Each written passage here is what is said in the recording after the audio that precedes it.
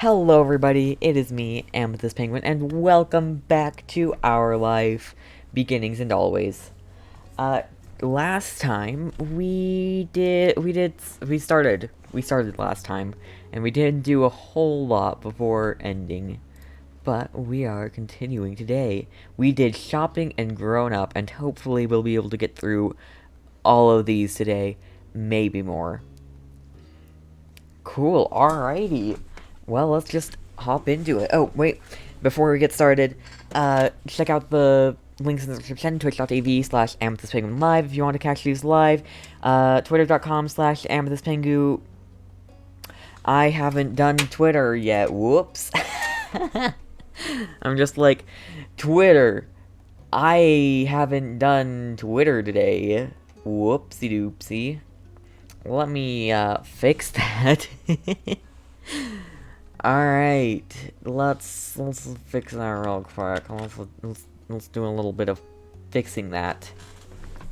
Cool. All right, but yeah, twitter.com/amethystpengu for uh for the stream notifications.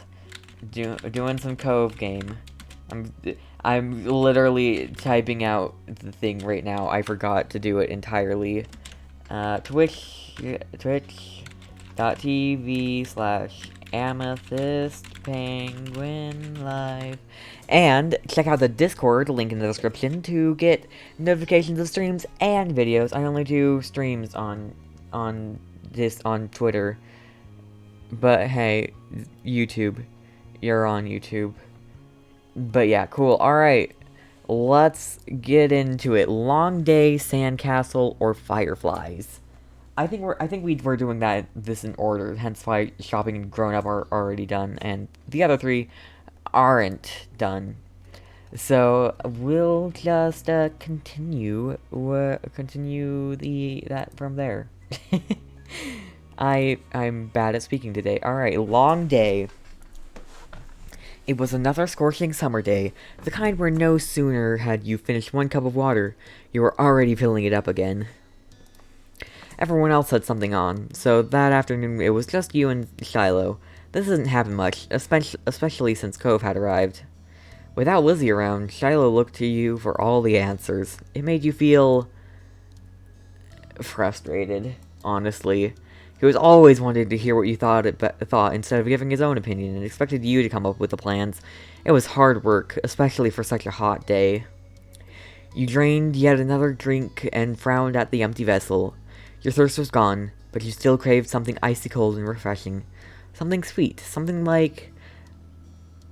I was gonna say lemonade, but okay, dessert. An ice cream sandwich.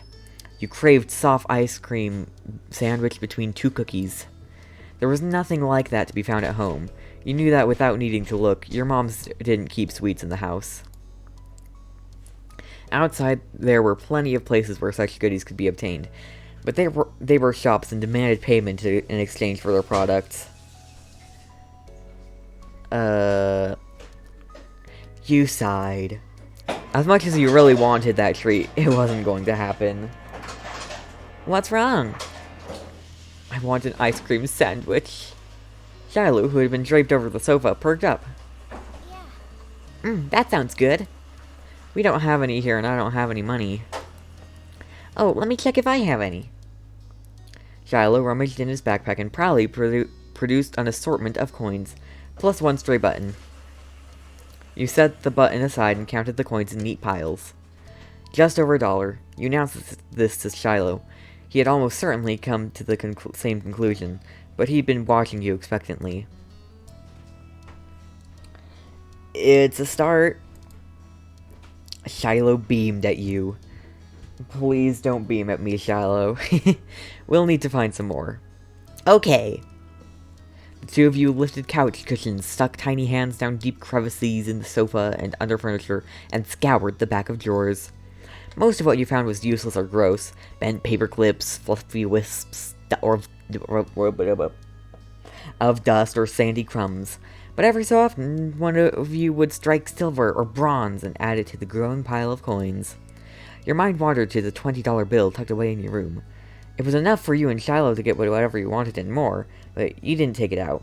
That was too special to hand over so freely. Besides, Shiloh would be curious about where it came from and might even mention your wealth to Lizzie. The exchange had been a secret. Dusty and disheveled from checking every room and squinting into every tiny nook, the two of you finished pooling your finds. Shiloh held his breath as you counted the coins once again. $2.53, and 2 buttons. You didn't know where the second button had decided when the second button had decided to join the party, but you were too pleased with your successful haul to throw it out. Is that enough? You figured he knew the answer without looking to you for confirmation, but the thrill of your success and the reward that would follow canceled out any other feelings you might have had about that. Yeah! You could now afford something at the shops, just one thing, but that was infinitely better than none. Shiloh clapped his hands. Yay! Oh, the zoom in. No, please. The two of you dashed outside. The promise of sugar Boyd,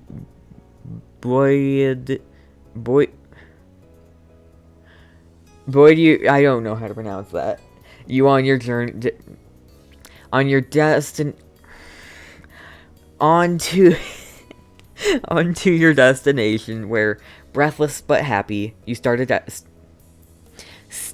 at the overwhelming number of options. I think I need a hydrate or dihydrate.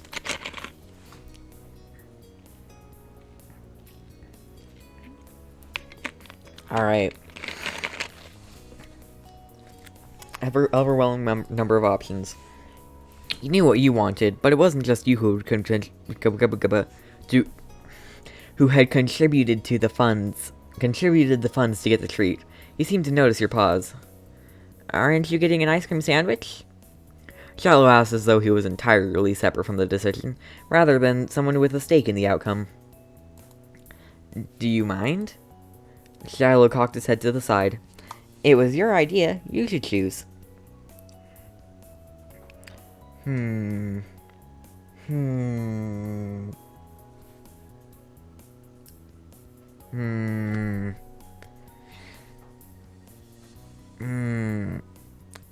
Alright, I'll get something we both want.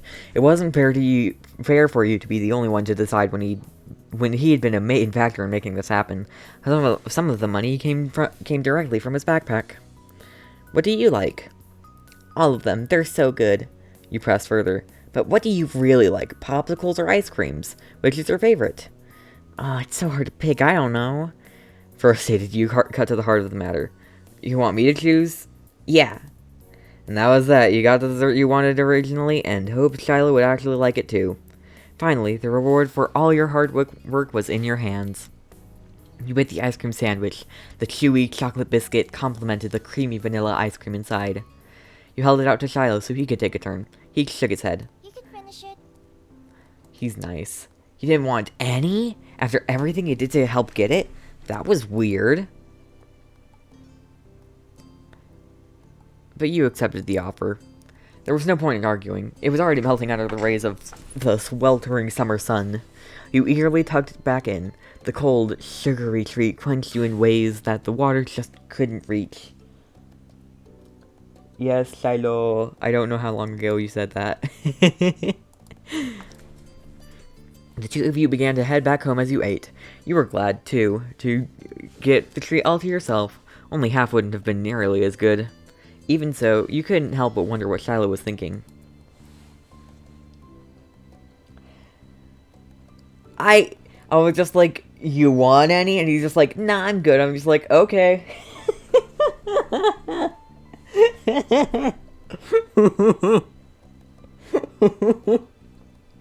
I didn't realize. I thought it was going to do the same thing as before, and he'd be like, no, seriously, I don't want any. Okay, I said, let's get something we both like, and they were just like, I don't care. I thought it would be like before, okay? You can't entirely blame me. You walked side by side on the shore in silence, but your thoughts kept drifting to the boy beside you. Why didn't he speak up for himself? It was almost as if Shiloh didn't know how to say what he felt, or was too afraid to. Are you scared of me? Shiloh opened his eyes wide, seemingly caught off guard by the blunt question. No way! But you don't tell me things like what you want to do or what treat we should get. That's not because I'm scared, it's because you have better ideas than I do. Unfortunately, this was yet another thing that you couldn't entirely believe Shiloh on. You hoped it was true and that he really did feel okay around you, though. Shiloh made you unsure about setting a label on the experience of spending the afternoon with just him. There had been good times and there had been confusing ones. You were positive of one thing, at least. The treat was delicious, and that was nice. The sun was low on the horizon as you returned to your neighborhood. There you spotted two very familiar figures up ahead, Lizzie and Cove. You opened your mouth to make your presence known to them, just as you saw the tears on Cove's face. Aww. Cove! Cove! He needs a hug. You walked right over, Shiloh at your heels. Once there, you accused Lizzie of causing trouble. Carefully asked about what happened. Without a time machine, the only way you were going to find out finding out, it's not finding. Without a time machine, the only way you were going to find out was by asking the witnesses.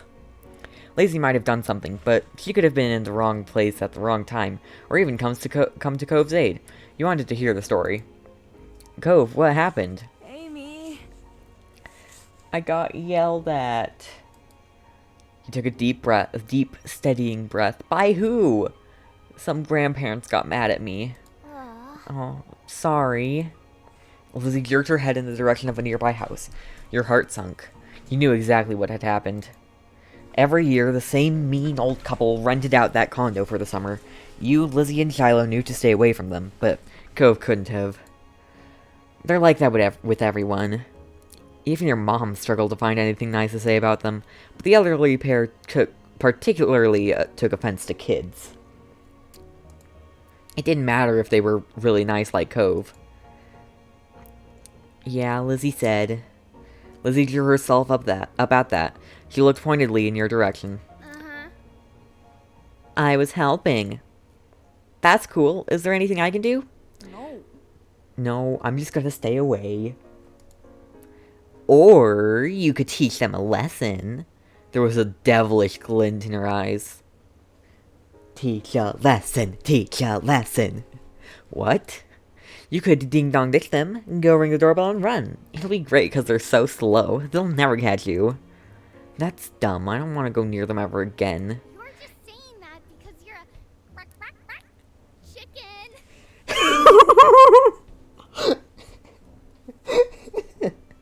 And very soon. Cove glared but didn't take the bait. Lizzie turned to you. You're not a chicken, are you? Yeah, cluck cluck.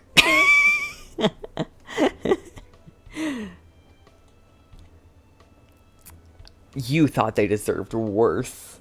Avoid them? Yeah, cluck cluck, I'll do it. Or they deserve worse. I think they deserve worse. I think they deserve worse. You scrunched up your nose in disgust as you shook your head. As pranks go, it was pretty weak. They would answer the door to find nothing there. So what? It would be sort of annoying, but they seemed like the kind of people that would be irritated by about anything. If they were going to open the door, there should be something bad there. That would be letting them get off too easy. You felt 3 pairs of eyes staring at you, but you were studying your surroundings thoughtfully. There wasn't much around that they might dislike. I thought they got mad at everything. I thought... Cove, don't be mad at me. I'm making them pay for being for being mean to you and everyone else, but mostly for you. Inspiration came crawling towards you in the form of a roly-poly bug. Carefully, you lowered your hand and let it clamber onto your palm. That should do it. You had never met an adult who appreciated bugs. Oh. Yes. Rel hasn't seen this before. This is new information to me. She hasn't done the worst ding dong dong da.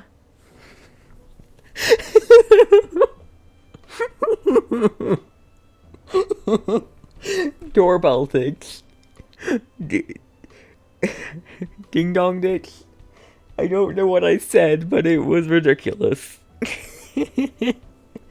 Welcome back from ads. You seriously haven't done the worst ding... I was about to say it again, I think. The worst doorbell ditch.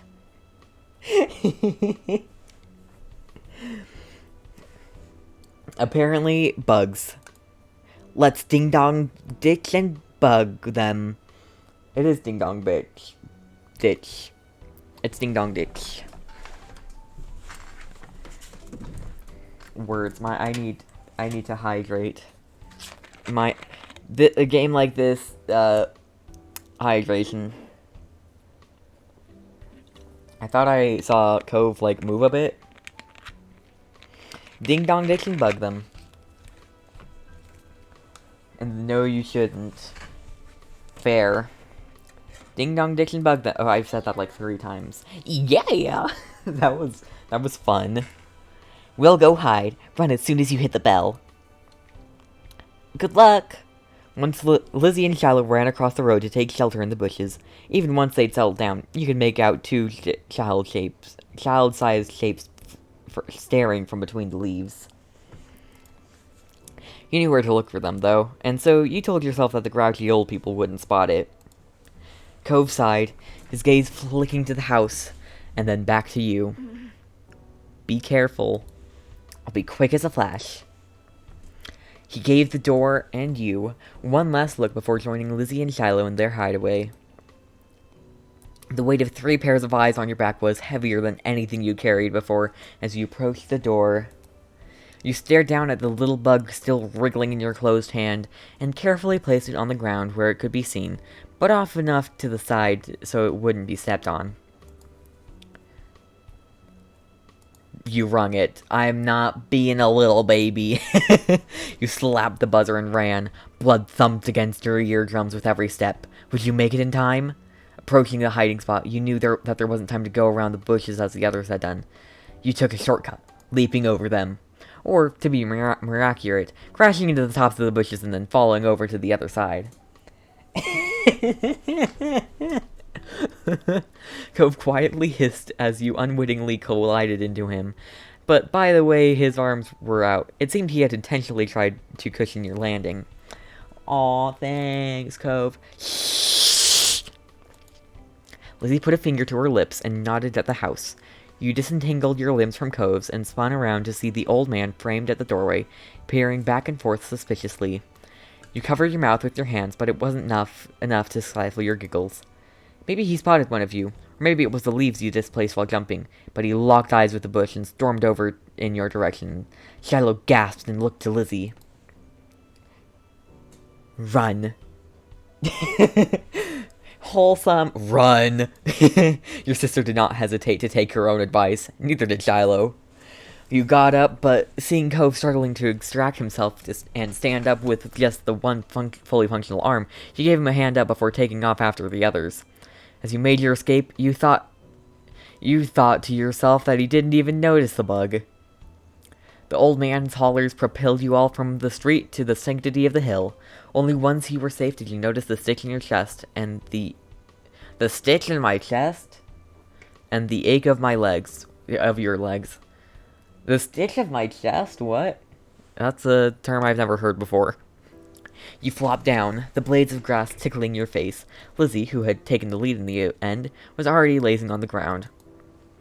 The 4 of you took a moment to catch your breath and enjoy the feeling of cool grass against your skin. Cove. Cove lifted his head. I told you there were mean grandparents around here. Cove rolled his eyes, then decided this wasn't dismissive enough and rolled his whole body away from your sister. A stitch? Unless you're talking about, like, getting stitches after, like, a surgery, then no. I don't know what a stitch is.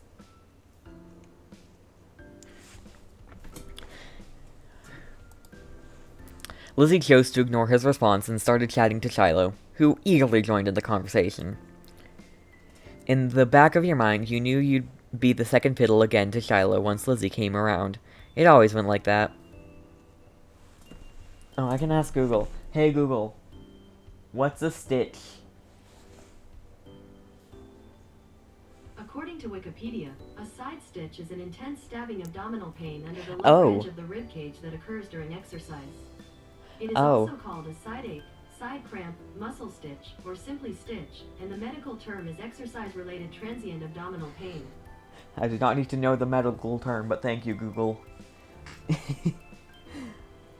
Cool, alright. Well, now I know. You learn something new every day. Wait, hold on. I have to check. Yeah, nothing. I just making sure that nothing is being cut off on the screen. And it was fine, you thought. It's fine. Shiloh could prefer Lizzie as much as he wanted to. There were other things to attend to anyway. Like Cove. Except Cove's not a thing. But talking to Cove. Wait, is that? Okay, that... You're just, like, in the corner. You wriggled closer to Cove. He had calmed down, for the most part, and he was inspecting a flower. His fingers pinched at the stem and tilted the white petals toward him. That's a poppy. Cove glanced at you in acknowledgement, then back to the flower. And the type of poppies on the hill have the name white linen poppy. Mom told me. He quirked a smile. That's funny. He ran a finger around the edge of the petals. It doesn't feel like cloth. You'd need a lot of them to make anything. He nodded and released the delicate plant. Evaluation complete. Wait, did I say that or did Cove say that? I think I said it in Cove's voice, but I think...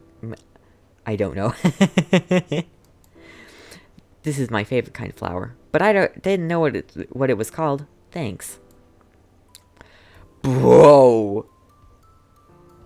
Whoa! This is why I gave Allie a... Okay, that... Wholesome? Oh, gosh. Oh, yeah. Log.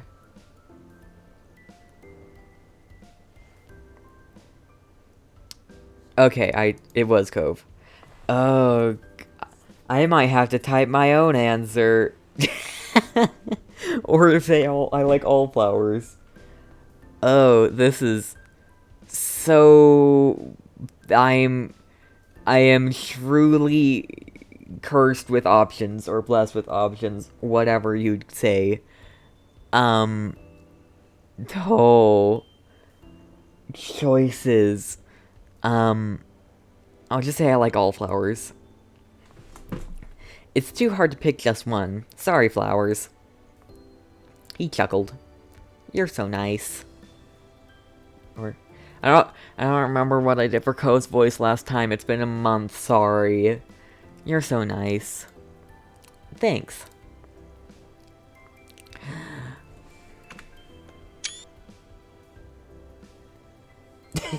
Posture check? Cool. I forget which one of them makes Cove say that kind of flower suits you. I'm definitely going to have to redo that later. Posture check done. Cool. Let me go over to approve it. Thank you, Achilles. Achilles, I think. The screenshot sound? What about the screenshot sound? Oh, just gets to this screenshot. You moved onto your back with a small smile. Why did I find that weird? It might be Why did you suddenly change color? Is that just me, or did you suddenly... No, it might just be my computer. Okay, it might just be my laptop being weird. You moved onto your back with a small smile and looked at the darkening sky. The blanket of clouds reminded you of a thick throw you curled under on cold, rainy days. You wondered if the clouds would be as soft. They lazily floated on by, splitting from each other, merging and morphing into new shapes. I saw cloud shapes. You saw a dolphin. You saw a car. You saw an alpaca. You saw a smiley face. No, you're like still red, but like a different shade of red. It's weird. It's a lighter red. Still red though. It's weird. I think it's just my laptop being weird. You saw cloud shapes. Honestly, alpaca or cloud shapes. You saw a fluffy alpaca in the sky. You nudged Cove and pointed to it. Can you see the alpaca? Cove... Did that get his eyes open? I hope so. Cove joined you in gazing skywards. Whoa. It's more like a llama. Hey. He chuckled at your reaction. Getting screenshots. Beautiful game screenshots. I'm just going to make this. Some of these aren't going to be for. Some of these are going to be for thumbnails. Some of these are going to be just because they're pretty and I like them. All the sun's light faded from the sky, and the moon rose higher. Lazy got to her feet, dusting strands of grass from her bare legs, and surveyed her surroundings. The ocean, visible from the crest of the hill, beckoned with every sweep of the tide. Let's go to the beach! There was no argument from the other two. Shiloh was still Shiloh, and Cove would never say no to going to the shore. He was a child of the sea. You... objected to the plan. No beach! I'm kidding. Wanted to go there too. We're happy to do what the others wanted. The beach wouldn't necessarily have been where you chose to go next, but if that was what the others wanted, then you weren't going to spoil the fun. Oh, isn't this sandcastle? Oh wait, no, this is a long day, right? Next one is sandcastle. You stepped onto the sand for the second time that day, but it felt different at night. The beach was nearly quiet at this hour. Abandoned sandcastles and footsteps in the sand, too big to belong to any of you, were the only indication of how busy it had been only hours earlier. The four of you kicked shoot. I can English, I swear. The four of you kicked shoes off and removed socks and walked along the water's edge. The waves tickled your feet. I wonder what would happen if you tried to take a bath in the ocean, with shampoo and everything. That would be bad for the fish. Jeez. I didn't say anyone would do it. Jeez, you don't have to be serious about everything. You're the one who asked what would happen. That is what would happen. It hurt the fishes. I like bubble baths at home. They're a lot of fun. Me too. Bubble baths are luxurious. Sandcat. Oh, angst? Excuse me, angst. Oh, I don't... Angst, yes, but also no. Reminds me of a clip that I made, actually. Just like... You know, I hate to see Zhao suffer, but... him suffering is going to be so tasty. So tasty.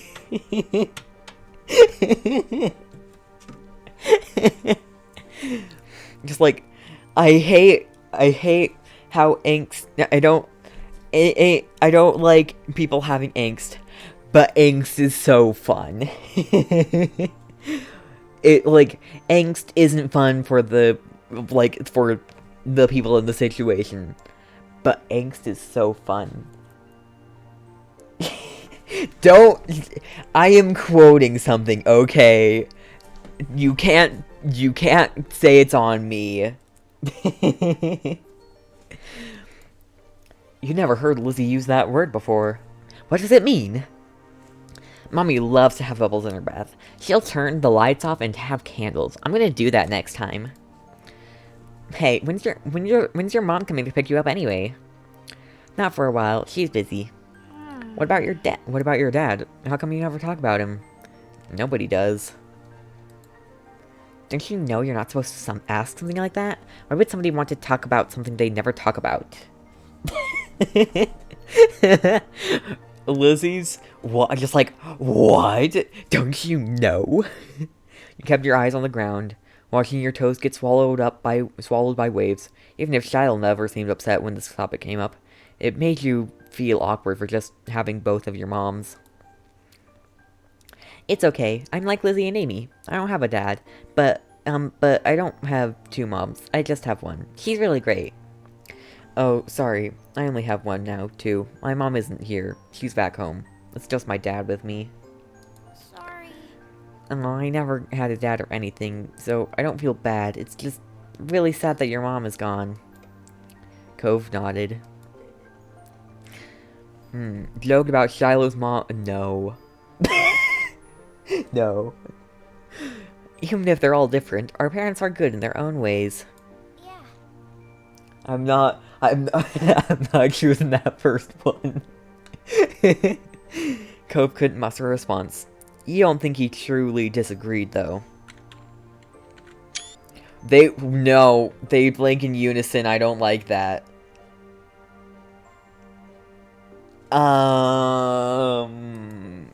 Silence broke with a splash as Lizzie kicked in your direction. Cold water and sodden sand splattered against your legs. Lizzie giggled, foot still outstretched from the kick. That mischievous face. Cove joined in, striking the incoming waves to make a splash of his own. Shiloh scurried out of Cove's spray zone with a grin. You retaliated. You used your foot to smack the water pooling around you, sending an arc of sea foam flying back onto your sister. You laughed as she spluttered. Some of the salty seawater having landed in her mouth, she spat it out. Is that spluttered? I think that's spluttered. Yuck. Lizzie chased you, intent on revenge. You dashed up and down the coast, taking it in turns to be the predator and the prey, as well as joining forces to take down Shiloh or Cove. Alliances were silently forged and wordlessly broken. Lizzie is a gremlin. Everything was fair game in war. Shiloh's brief exclamation was drowned out by the biggest flash yet, caused by him falling face first onto the ground. That would have been bad enough without the wave that followed, cascading over his prone body. Shiloh sat up, shaking his head like a dog coming in from the rain, as you all hurried over to check on him. His hair was plastered to his head, and his soaked clothes clung. If there was any part of him that was still dry, you couldn't see it. That was crazy. Are you okay? Yeah, my foot gets... Foot... My foot got stuck in a pillow. Am I tired? I might be tired. Might be mentally exhausted. Could be physically exhausted. Who knows? This is fine, though. Yeah, my foot got stuck and I fell over. You Dumbo. Way to go, Shiloh. You Dumbo. You offered him some help up. Shiloh didn't take your outstretched hand. After a moment, you dropped it. Lizzie was too busy snickering to notice and held her hand out to Shiloh, too. He reached over and took it. Bruh. Shiloh is savage, kind of. Once Lizzie's here, bye-bye, bye-bye main character. He reached over and took it. Slowly, he started to pull himself from the ground. Then he slipped on the slick sand, dragging him and Lacey down just in time for another wave to hit. The water rolled over them. Shiloh is interesting. Sorry. I think those speak for themselves, literally. Maybe I'll turn that up. By interesting, I mean you can actually... Wait, what?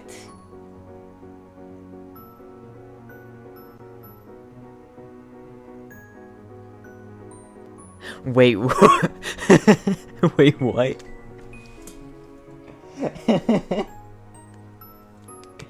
And then add...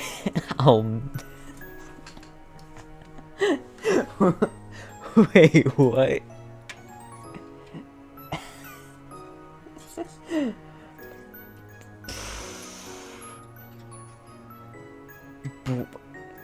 Wow. Okay then, well, continuing on. What were the odds of that happening twice in a row? You thought they must be low, but there's no way Shiloh would do something like that on purpose, then pretend it was an accident, especially not to Lizzie. Even if your relationship with Shiloh felt unclear, he did at least like her a lot.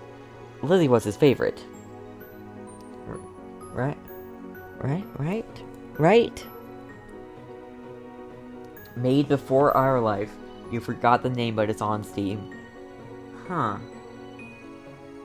I probably won't play it, to be honest. Smiling boldly, Lizzie extracted herself from the ground and wiped a streak of sand from her cheek. She didn't intend to let this embarrass her. Shiloh got up again as well, this time without incident. He still looked like a drowned puppy, but that didn't stop Cove laughing at the two of them. It's free? Who, what? Maybe I'll play it off stream. Maybe. With that, it was time to call it a day.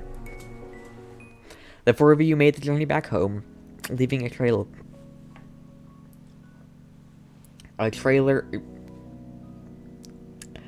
I mixed what Ralph said and what was here and said leaving a trailer. Cool, I'll watch that later after stream. The four of you made the journey back home, leaving a trail of wet footsteps and sand in your wake. Damp clothes may have weighed down some of the group, but your spirits were high. Your arms swung side to side as a cool breeze flowed past.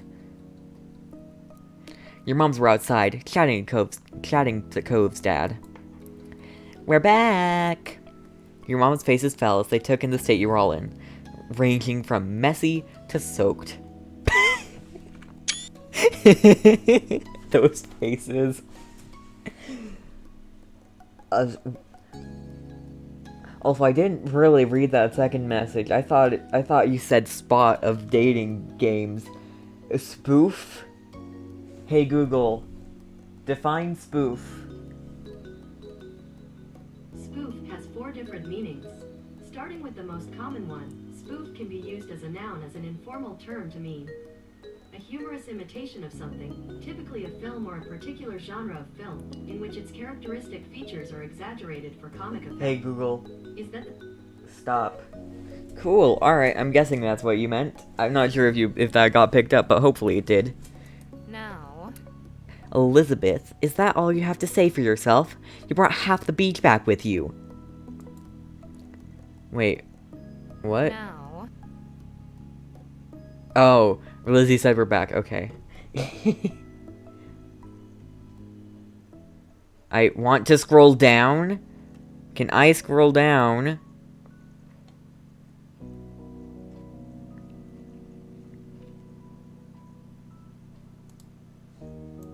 I can't. Oh, I just have to do this. No. You brought half the beach back with you. They certainly did. What's Marigold going to do when she comes to get Shiloh? Is that how you want him to be for the long drive home? Cold and filthy.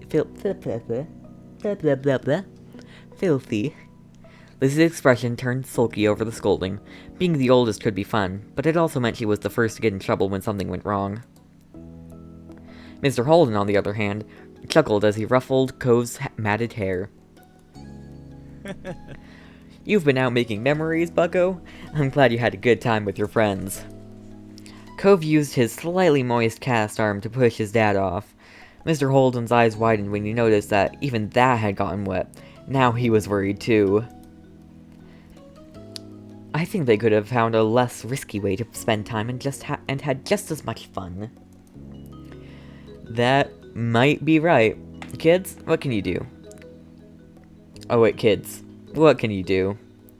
Come on, Cove, let's go get you cleaned up and dried off. We wouldn't want that cast to have to be reset. Cove winced at the thought. Ooh. Okay. That a boy. Bye, Cove. Mr. Holden casually bent down and plucked Cove up off the ground, ultimately holding Cove against his chest. Sand was already transferring from Cove onto him, but that didn't seem to bother Mr. Holden. I mean, he is perpetually in swimming gear, so, and like surfing gear, so, I think so. It sure looks like it, at least. Cove protested being carried, but only got a reassuring pat on the back for his trouble. Take care. Good night, Cove. Thank you for the talk, Cliff. Night, Penguin family, and Shiloh too. Resigned to his fate, Cove twisted his body in his dad's arms in order to turn around and wave goodbye. Smiling, you waved back. Bye. You can't see me waving, but goodbye, Cove. Good night. Fine, fine. Well, we'd better do what we can to fix you guys up too. Come on, everybody inside. I want you to march straight to the downstairs bathroom. Ugh. Fine. Hold on, I'm gonna do that in a stricter voice. I want you to march. Wait. Well, we'd better do what we can to fix you guys up too. Come on, everybody inside. I want you to march straight to the downstairs bathroom. Ugh. Yes, Mom. Okay, Lizzie's mom. Don't worry about stopping to wipe your feet on the mat this time. That won't do much good tonight.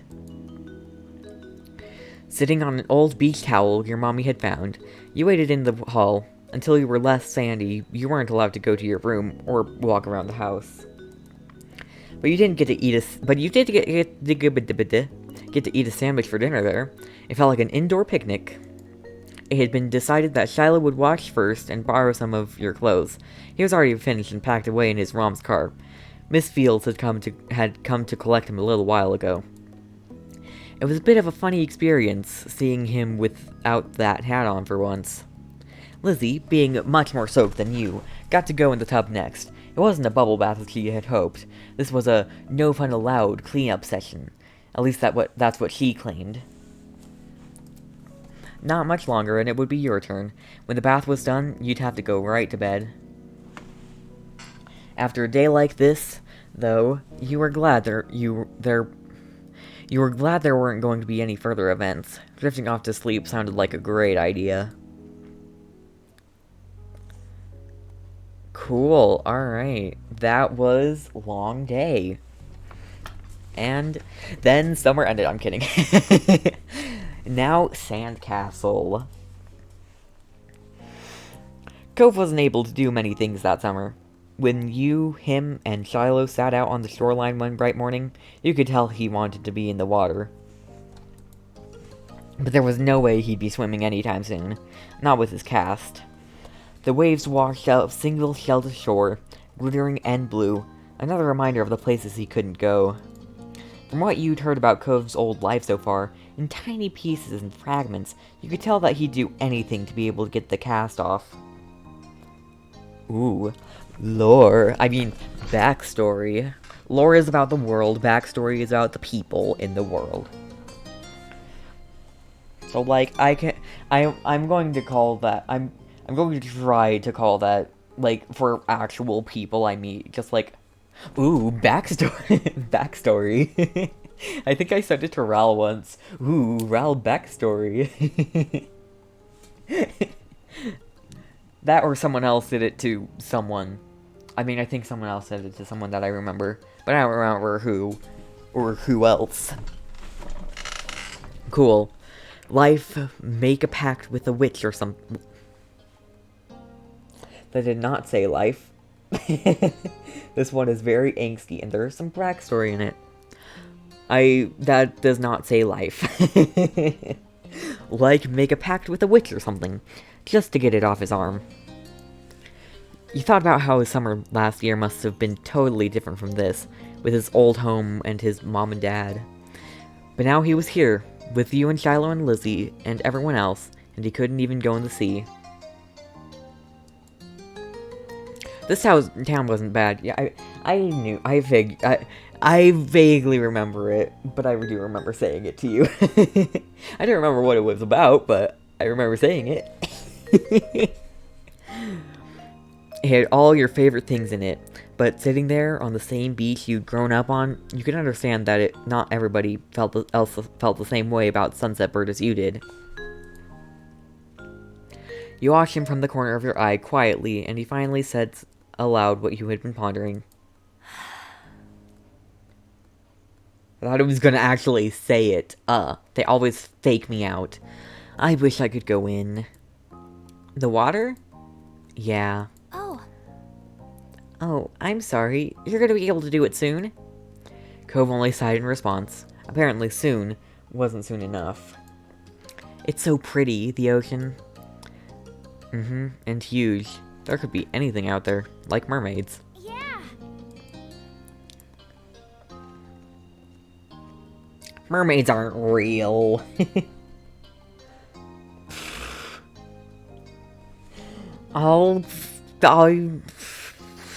Look, I have terrible memory, okay? I do have an excuse, but I'm not saying my excuse. But it's a valid excuse, trust me. Source, trust me, bro. Source, TikTok.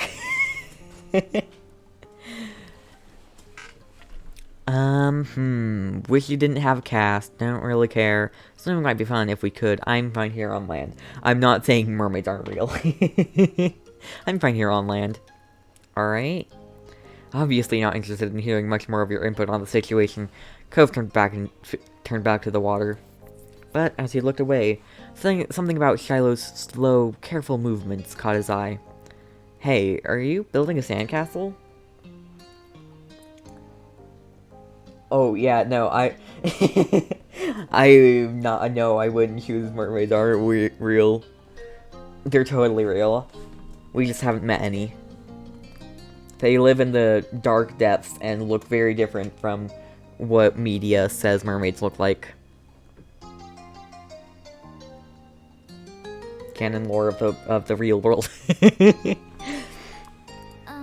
Sort of. I was only playing around while you were talking. I'm listening. Maybe I could too. I've only made big piles before. It's really nothing special. I'm sure you'll be good at it right away. Well, how do you do it then? Shiloh's cheeks lit up.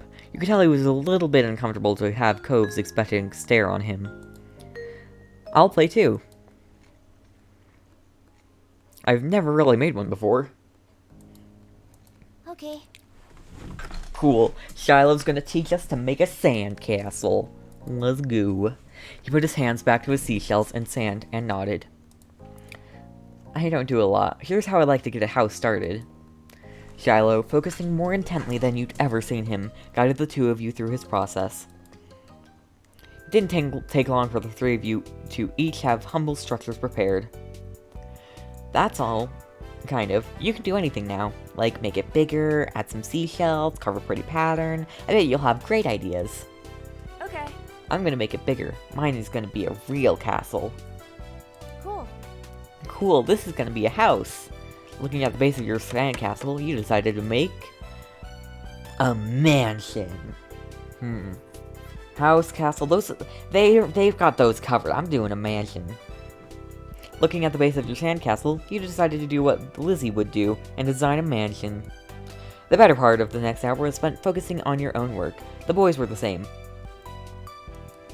Even Shiloh didn't sneak as many peeks at everyone else as he usually did. You finished shaping before either of them did, glancing up from what you built. It seems you got done so fast because they already searched around for extra decorations. Shiloh had grabbed most of the really interesting stuff, and Cove had a lot of the shells, but there were still options. The first thing you reached for was a red bottle cap, blue sea. So, okay, so I'm actually, like, building this. Okay, blue seashell or green piece of sea glass. I'm not doing red bottle cap, I mean, I could pick up the bottle cap, but that would be for not pollution purposes. Blue seashell. It was best fit for your mansion, you decided. The blue color of it still reminded you of the clear water. So you put it in a funny place, where it'd take a second look to see it. Wait, did it get put there? Did it? Pleased with your result, you finally took a proper look around that wasn't focused on the sand itself. Both Cove and Shiloh seemed super immersed still. You knew you could probably sneak a peek at either one's work. Did it add it or no? I don't see it. I didn't see anything change. Coves. The castle Cove had built looked surprisingly tidy, especially for someone in a cast. He must have worked really hard. He wasn't even finished digging the huge gaping moat in the front, but it was already enormous. You got the sense from the enthusiasm he was digging that the doctor was probably going to find a bunch of sand when he finally removed the pink plaster. The silence was then broken. What's on the top of yours, Shiloh? You peeked closer and discovered something shiny sticking out of Shiloh's sand chimney. Oh, it's just a gum wrapper. It looks like smoke. Neat. That's good. It's good. That's smart. I guess. I don't see it. Kinda looks more like a worm. You should be an architect. You'd be good at it, Shiloh. Oh, it's only... Oh, okay. Okay, okay. Cool. You'd be good at it, Shiloh. Shiloh smiled without a word. And that was that for the current topic. Amy, can I see what you did? Sure. You scooted just a bit near and began surveying your work. All you really knew about mansions was that they were supposed to be big, so you'd gone really big. It was the size of the country club that Lizzie played golf at, compared to Cove's and Shiloh's building, probably even built bigger. Shiloh quickly decided to jump in the new conversation. Hey, Amy, what did you do? This is my mansion! Ta-da! Cove scowled for a moment. Apparently the anger was actually still there after his argument with Lizzie more than a week ago. It looks great! Your house is so big! I guess mansions are just really big houses. Huh? Is being a house bad? No. No, but we each made our own place. Nobody is the same. I think we are. Cove raised an eyebrow at that. If something is the only one of that thing, that makes it special. Yeah, for sandcastles and stuff. People too. My dad always says how everybody is their own man. A real individual. I don't think I'm very special. Why? Why not? Nobody else is you. Shiloh simply shook his head. I'm not different. A beat passed between the two. Cove then looked down at his own work again. Okay. He didn't seem to be bothered leaving the disagreement hanging there. Cove had other things on his mind. My dad tried to get me to make sandcastles the first time we came to this beach. I didn't want to. Cove trailed off. Again, there was another moment of silence. Hydrate! Oh right, I still need to add that global hydration check channel point thing. Thinking of also doing pronoun check. Because other people have it, and it's a thing that might be useful. Shiloh shifted and opened his mouth to say something, but Cove spoke up before he could. You didn't think he noticed that Shiloh was going to talk. Hey, do you know what happened when your moms met my dad, Amy? You waited to see if Shiloh would say what he wanted to. When he didn't, you considered Cove's question. I wasn't there. They didn't tell me. Angst beginning. Oh. Oh, no. Don't. Don't. It's a secret. I just remember what happened when I met your dad. Mr. Holden had been a weird stranger then. Well, he was still kind of strange. No other parent acted like him, but you knew him better at this point. Now that you thought about it, it made a lot of sense that Cove's dad talked to him about people being unique. You were pulled from your thoughts when Cove continued. Oh.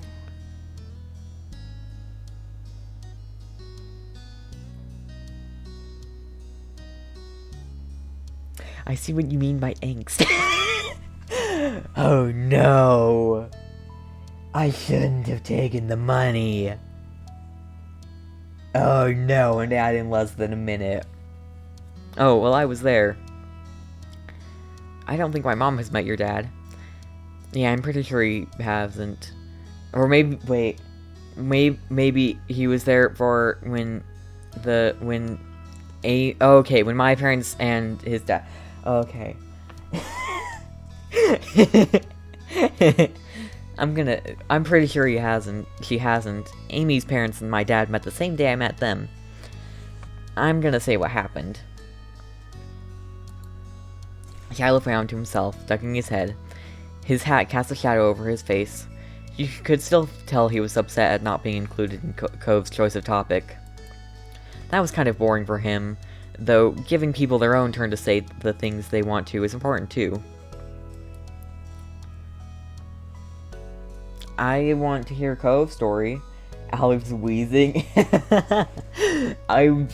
Why? Wait, why? Wait, why? Wait, no, don't go to ads! Don't go to ads! Don't go to ads! Well, I think they're they might be an ads. Might be an ads. I don't know. You stayed silent and let Cove finish his story. Shiloh could talk about stuff after Cove had a chance to share what he planned on. Oh.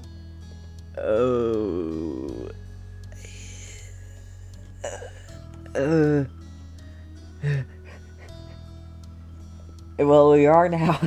I think. Might be an ads now. Probably an ads now. Probably can't hear me. Yeah, that's what I thought. Shiloh could talk. I didn't even say anything wrong that second time. Why did I stop after saying Shiloh? Shiloh could talk about stuff after Cove had a chance. I added a had. After Cove had a chance to share what he had. I added another had. I am very smart. After Cove had a chance to share what he planned on. Okay, I didn't mess it up. Oh, welcome back from ads. When we moved here, we didn't bring a lot of things with us. Only some stuff that would fit in Dad's car. We didn't even get a moving truck. I sat in there while Dad brought it all inside. I didn't want to get out because I knew Dad would make me look around the new house. I really didn't want to do that. His lips twisted into a frown as he recalled that. Then I saw your moms. They were in a car too, and stopped at your house. I guess they were coming back from somewhere or something. My dad noticed. He waved his hand and then went over to the front of your house, where he started talking to them. I don't know what they said. I couldn't hear it. But he couldn't see me anymore since he was looking the other way. So I opened the car door and left. I wanted to get away and went behind the houses. I found those hills there, the ones where we met for the first time. Oh, I see the angst. That's the wrong button, whoops. Cove nodded, then stared at you. You stared back. He didn't go on to say anything more. Aren't you going to finish your story? Cove's brow wrinkled. He didn't understand why you were surprised. Huh? That's all that happened.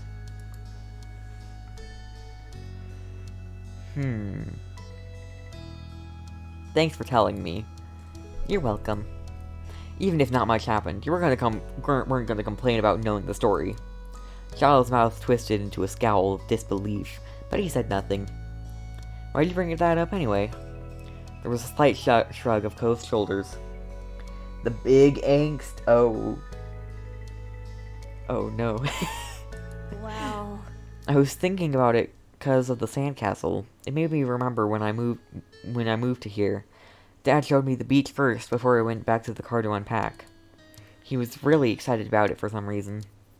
Cove's brow furrowed a little more as he quietly raked his hands through the sand. I get it.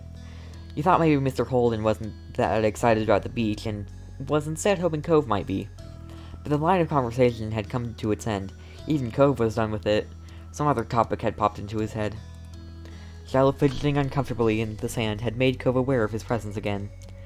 They looked at each other, and you could only wonder what this might be about. Hey, Shiloh. Yeah?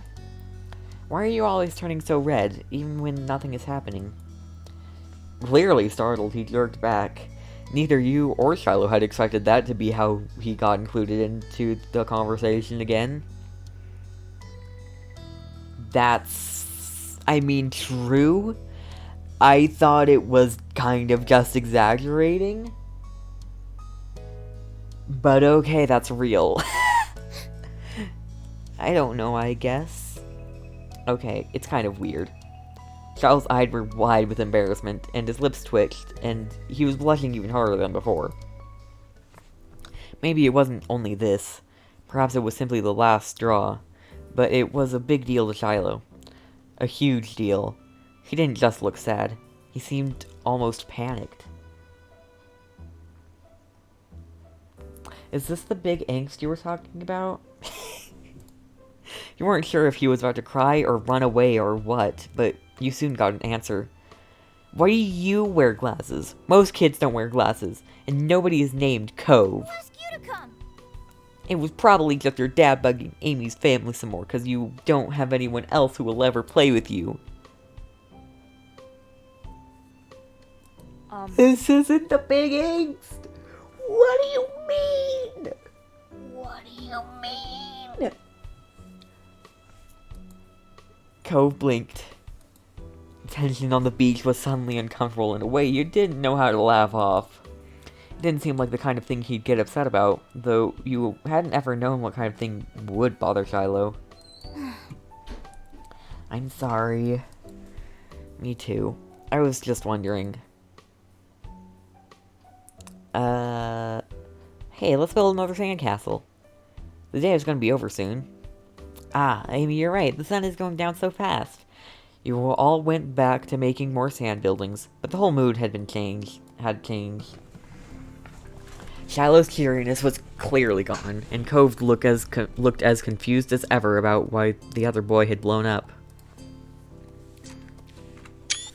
The air stayed uncomfortable in the rest of the afternoon, right up to the moment that Shiloh's mom appeared at the beach to take him home. At least you tried to do something to resolve it, though, and it seemed like it helped. Even though Shiloh's smile when he said goodbye to Cove wavered, it stayed as bright as ever for you.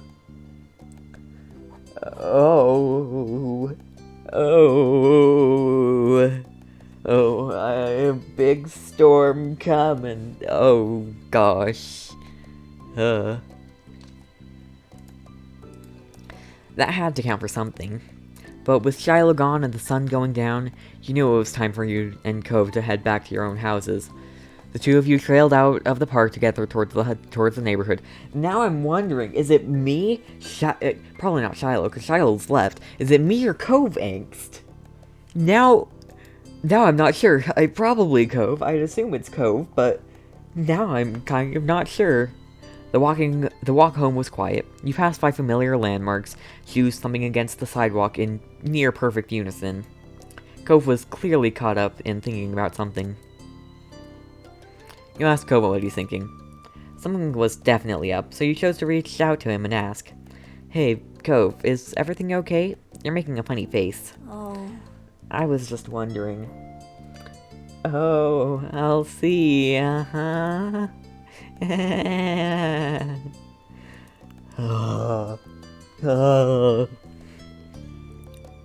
Cove fell silent again for a few more seconds, then sighed. Why'd Shiloh act like that when I said he was all red a lot? You're being rude to him. He's just being a baby. You shouldn't make fun of him. I don't know, it's just Shiloh. He gets embarrassed. I would... No answer. There wasn't really much you had to say about Shiloh. He was Lizzie's friend. I guess I can get it, why he would do that. Sometimes I get really mad too. Despite seemingly coming to a conclusion, Cove's mood was still sour. Hey, Amy, No, is this the angst? Was Shiloh telling the truth? Uh-huh. His gaze left yours as he dug the sole of his shoe into the ground. He looked oddly vulnerable for a second. Does my dad make you hang out with me? I know he talks to your moms about that a lot. And then comfortable weight settled in your chest at the question. You liked spending time with Cove. You didn't even have to think hard about it. You knew you did. But you couldn't help feeling guilty. Cove still didn't know what happened when you met Mr. Holden.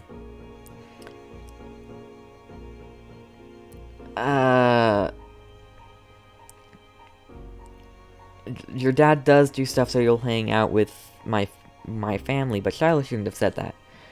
Oh, no.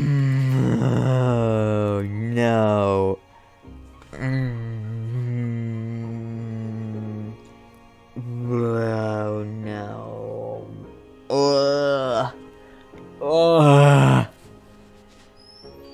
No. No. No. No. No. No. No.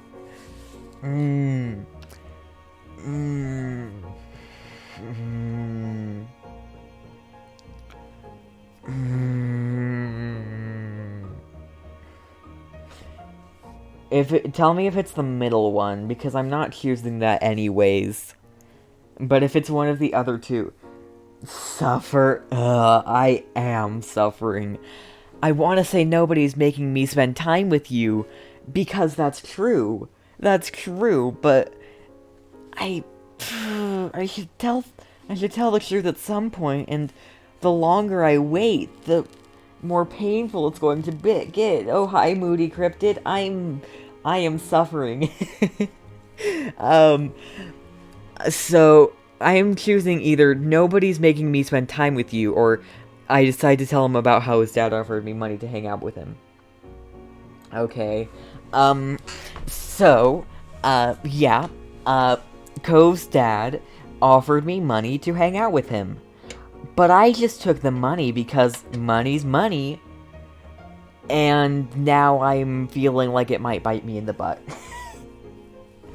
I need to tell him sooner or later.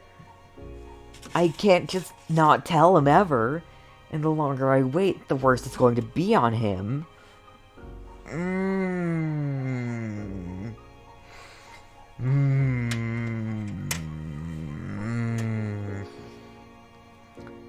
Yes, please. Please. I need help making a decision. Because I want to say nobody's making me spend time with you, but that's true. But also, I need to tell the truth at some point. I mean, I might never be able to tell the truth, but I feel like I have to.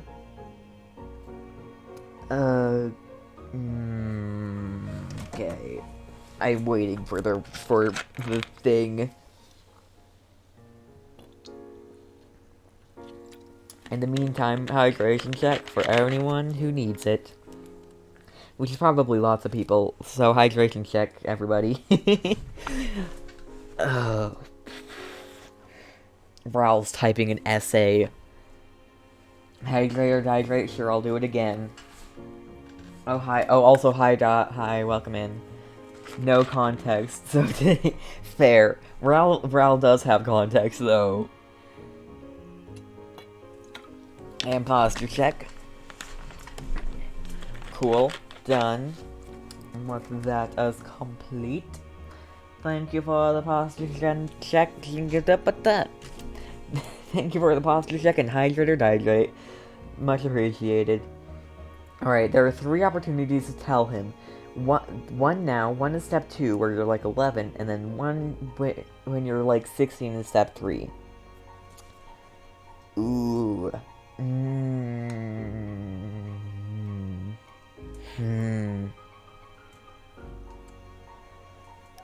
why is that making me go towards telling him the last one? Because that he could be really hurt if I say it later. I'll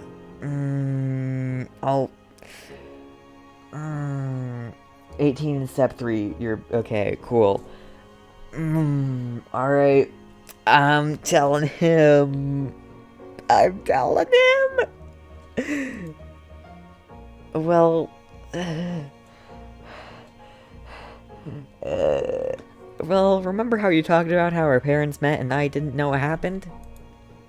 Yeah. Kind of had something happen that you don't know about when I met your dad. As you struggled to find the right words, Cove looked at you passively.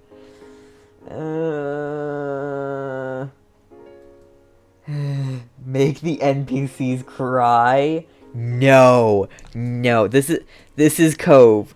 He is my friend and potential love interest, okay? No. Oh no. As I struggled to find the right words, Cove looked at you passively. He wanted to turn away, but you kept your eyes on him as you spoke. I was walking home, and your dad was sitting in front of the house. It must have been after you ran away. My moms weren't there either. I think they were looking for you.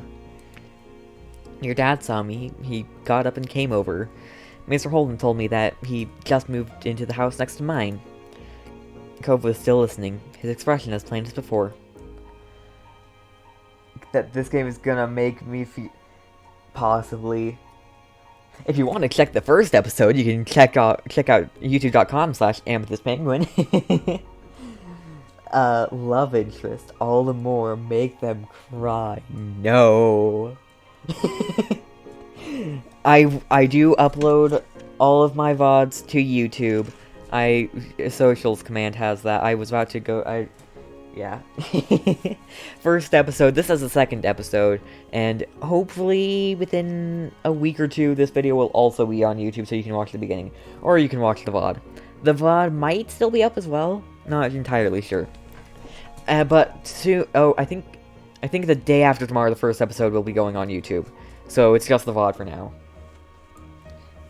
Fair. Moody is a mood. Alright, you paused for a moment. That was my pause for a moment, wondering if you should really keep going.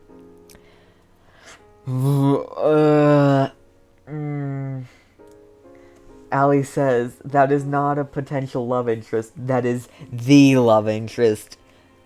Okay, true. I'm telling the full story. Even if it was supposed to be a secret, you thought Cove should still know. Your dad thought you might be lonely here, so he wanted me to be your friend. He said he'd give me $20 if I did. The pain! The pain of his eyes widening! Cope was so still you thought he hadn't heard you. Then his eyes widened. His mouth fell open, but no sound left him. Silence stretched between you, so tense that it was almost tangible. You shifted from one foot to another, and your hands tensed up. Please say something. Instead of speaking, he closed his mouth. His eyebrows bent up, crinkling his forehead. He looked more sad than surprised now. He was going to cry. You were certain of it. Bye, Dot.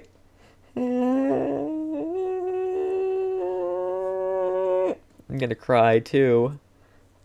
The only other... yeah.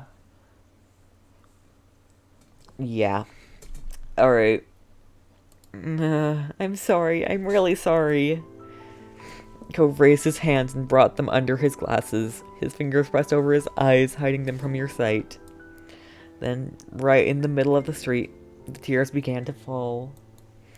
His shoulders shook with the force of his sobs. You could glimpse wetness through the cracks of his fingers, slipping down his cheeks. Cove, it's okay.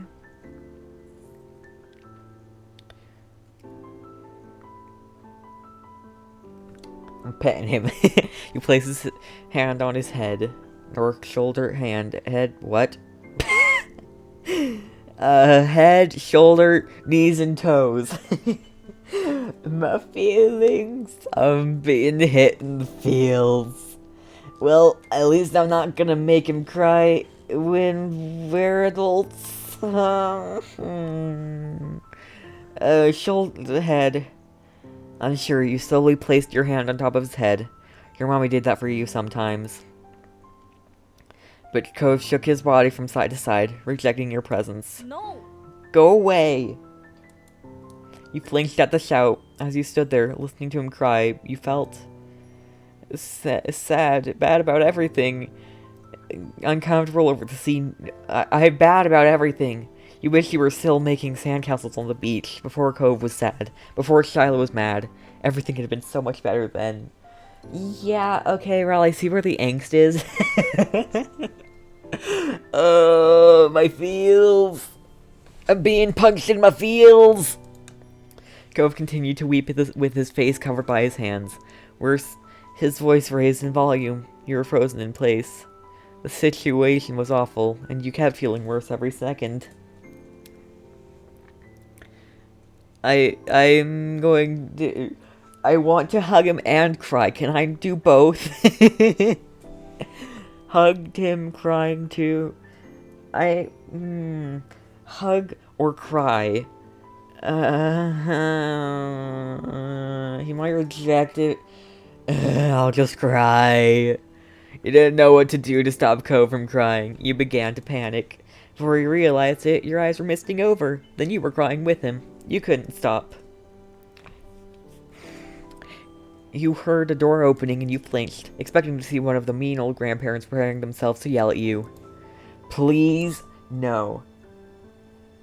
Oh, no. No. No. No.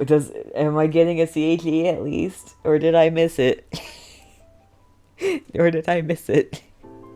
Did I miss my opportunity? I probably missed it. Second out of 3. Okay, it's not the worst. I'm snoozing that ad, please. No, okay, well, ad. Cool, okay, I'm getting the CG. Okay, cool.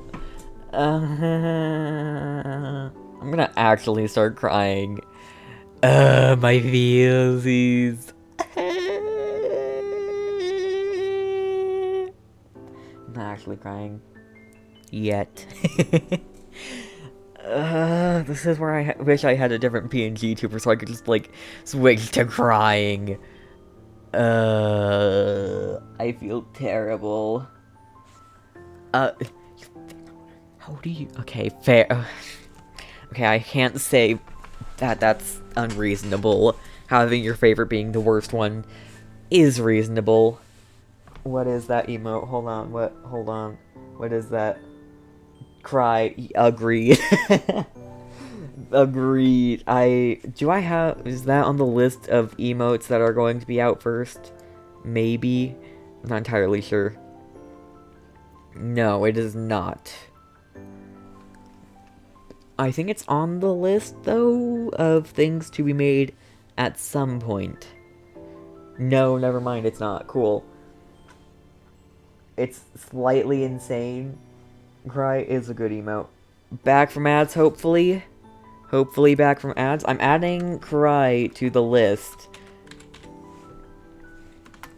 Cry is added to the list of emotes to exist at some point.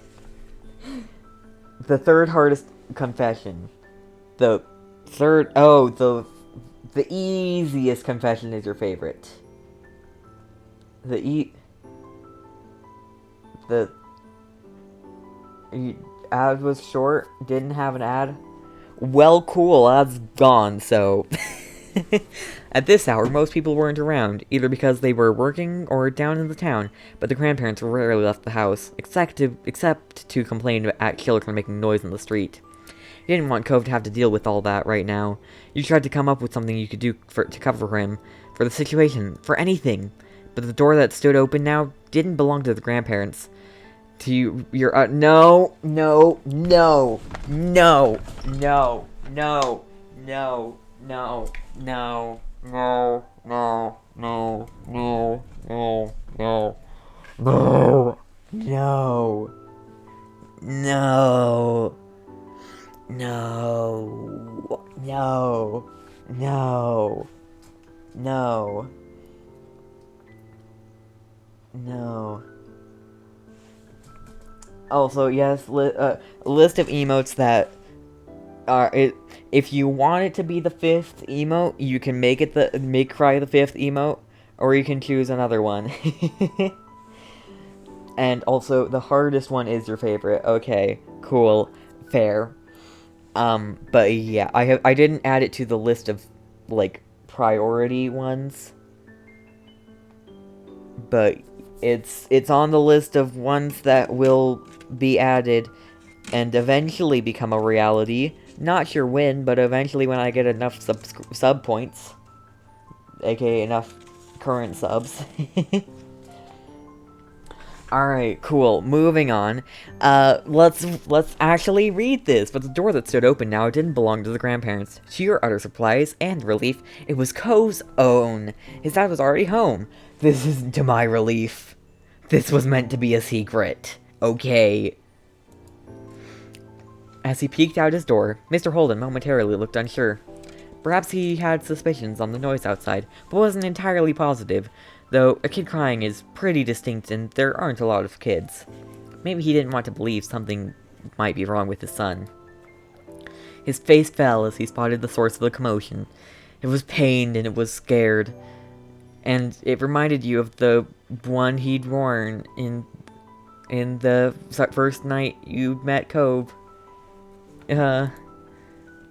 Mr. Holden didn't go down the steps in front of his house. He just jumped right over them and stumbled into a run. He skidded to a stop before Cove, bent down on one knee, and then solidly cupped Cove's teary face with his hands. What's wrong? Are you hurt anywhere? Cove continued to cry, unable or unwilling to cough out an explanation. Not taking his hands from Cove, Mr. Holden turned to you for explanation, his eyes wide and imploring. No.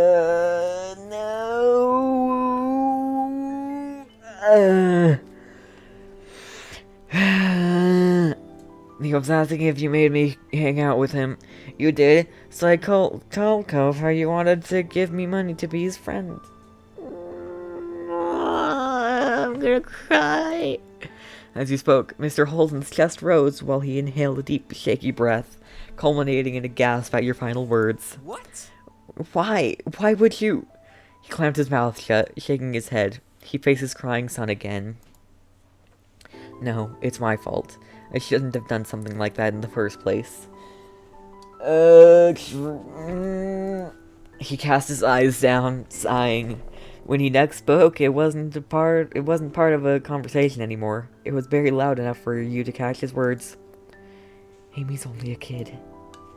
Tears were still streaming down Cove's face. Smiling sadly, Mr. Holden wiped Cove's cheeks with a thumb. He furrowed his brows and looked at the ground. When he next glanced up, his mouth was set with determination. Sure, I'm only a kid, but that was me, not a kid, doing that.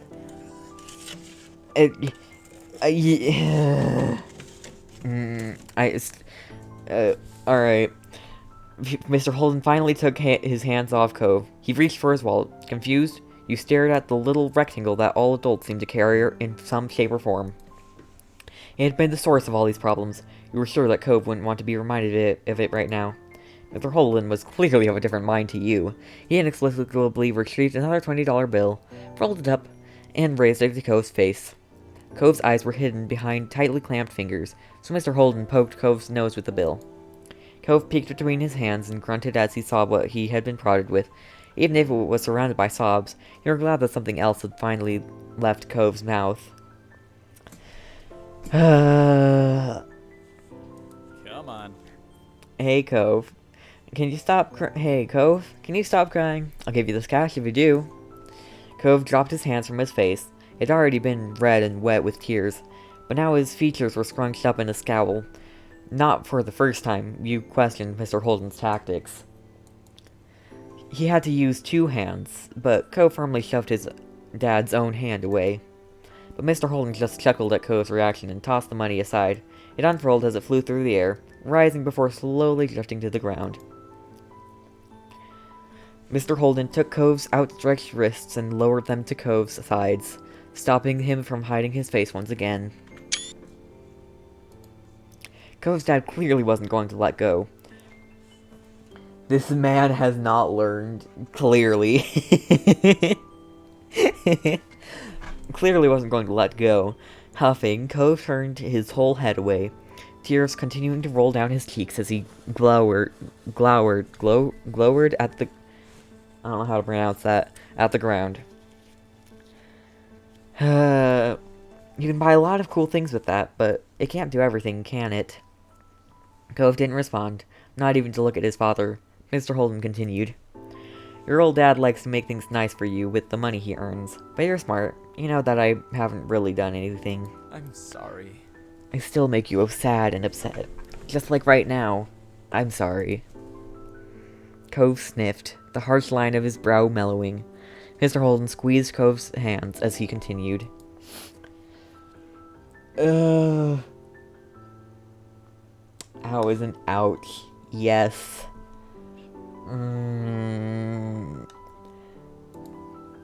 Amy is smart too, right? Mr. Holden spoke in a soft, encouraging tone, and Cove continued to calm. You have nothing to worry about.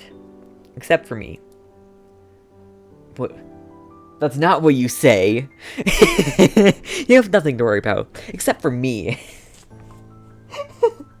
That's not what you say, Mr. Holden. I don't even remember your first name.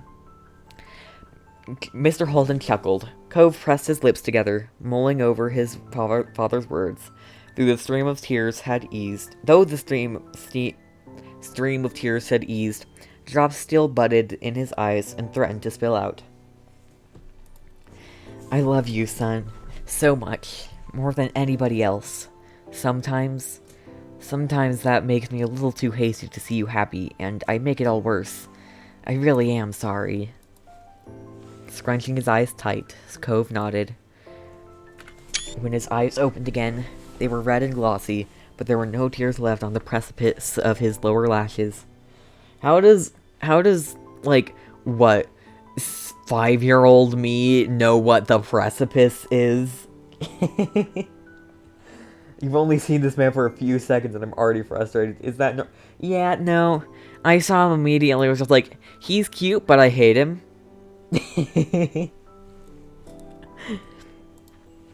Aside from the occasional sniff, he was mostly back to his usual self. He swallowed. Okay. Though Cove had refused to echo Mr. Holden's exact words, the sentiment seemed to be enough for his dad. He moved his hands up under Cove's armpits and hoisted Cove high into the air with a grin. Cove's hands flew to his glasses, holding them back from falling off. He is trying really hard to get better. Well, he's trying to get better, as you can see here. But here, he doesn't seem to be trying really hard. I guess we'll see really hard. You can actually say you think Cove's dad is attractive later on.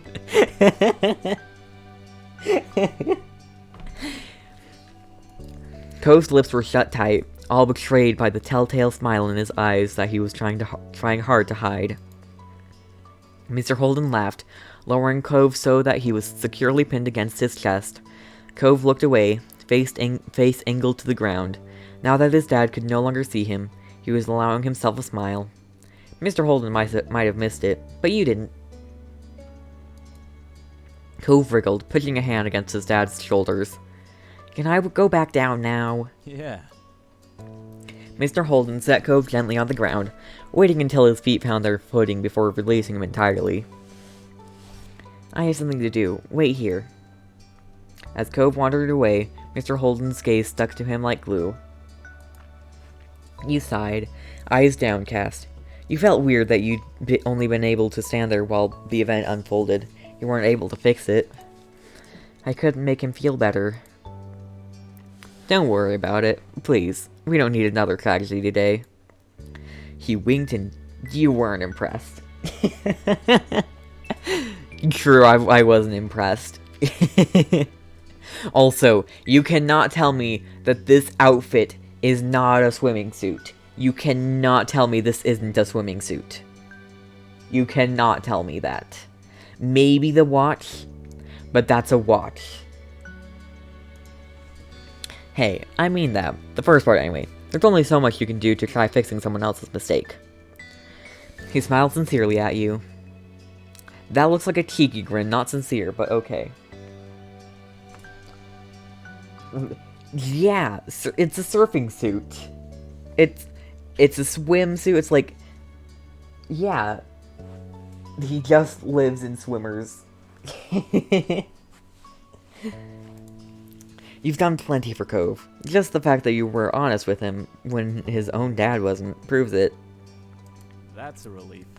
Thanks for being such a good kid. I hope you'll keep spending time with the boy. Cool. As though the sound of his name summoned him, Cove returned, clutching the bill that his dad had cast aside earlier. You cocked your head, and Cove's dad raised his eyebrows. Cove looked at the crumpled note, then walked over and held it out to you. I stopped crying, but I don't want this. You can have it. He gave you a small smile. Behind him, Mr. Holden was still watching Cove closely, clearly relieved. You shared the feeling. Cove was making peace with the deal that happened behind his back. If I had non-swim shark shorts, I'd be tempted. That fair. Ooh. Do I take the money? Because that's more money. And he's offering it to me. But it could be a trick. More money? I don't know. I didn't realize there was going to be an option. I was just going to be like, cool, more money for me. Does that make me a bad person? If I'm like, more money for me, haha. Cool, now I have $40. I'll take it. Gingerly, you pinched the slip of paper between your fingers and slowly took it from Cove. He continued to smile at you. Okay, I made a good choice. Cool. I now have $40. Gripping the note tight, you smiled back at him. Though you struggled to find the words for the moment, you knew that this gift was more than the number of pennies it was worth at the bank. It was a sign of Cove's trust. He believed you. Thanks for this and for feeling better now. Cove continued to look at you softly, his eyes wide and earnest. Yeah. You considered using the money to secretly buy something nice for Cove. You still treasured the keychain Cove had once bought for you. It would be nice to give him a little gift as a token of your friendship in return. I feel like it's hard to suck at a game like this, but I mean, fair. I thought I was gonna make a bad decision. He was gonna turn on me like, what? You're still accepting brides? But it's fine, it's all good. Alright, it would be nice to give him okay. Mr. Holden stood up. Oh, I achieved the achievement, the deal. Ooh, fun. Mr. Holden stood up, stretching his arms out casually. Wait, what is that achievement? During step 1, tell Cove about the deal his dad wanted to make with you. Okay, so there's the deal 1, 2, and 3. I'm guessing. This game, you don't have to worry about bad decisions. You can force him to love you regardless. It's great. I love that. Well then, it's about time for dinner. Me and the Rugrat need to be going in. You probably should too. I bet your moms want to see you. Alright. Bye. Bye, Cove. Thanks very much. Have a good night. And thanks, Amy. Father and son waved at you, and as you turned and dashed back home, the note clenched tightly in your hand. You felt lighter.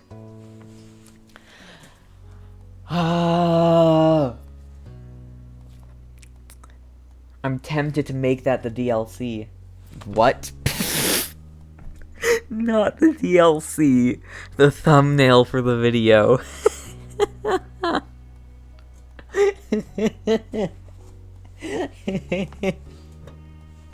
Not the DLC for this video. This video doesn't have DLC. Alright. Well then. Cool.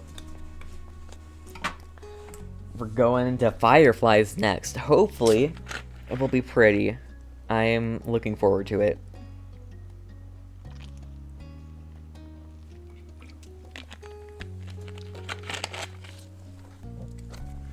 First thing I'm gonna love you was a joke, but it's really customizable that way. Okay, when I end the summer, cool, alright. Well then, I guess Firefly as we go. Alright! Tonight we're going to catch fireflies!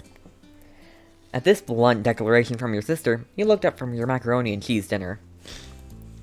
Fireflies were a familiar sight over summer, coming out on warm nights to dance through the sky. This is cute. I'm looking forward to it then. Tonight was particularly balmy. You knew there were bound to be a ton of them around.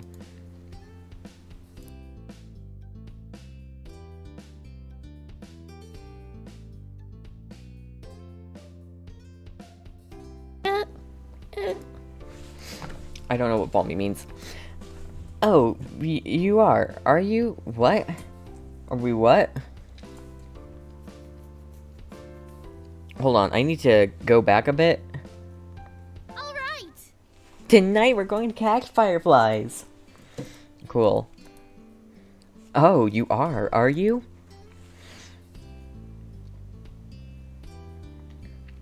You started eating faster.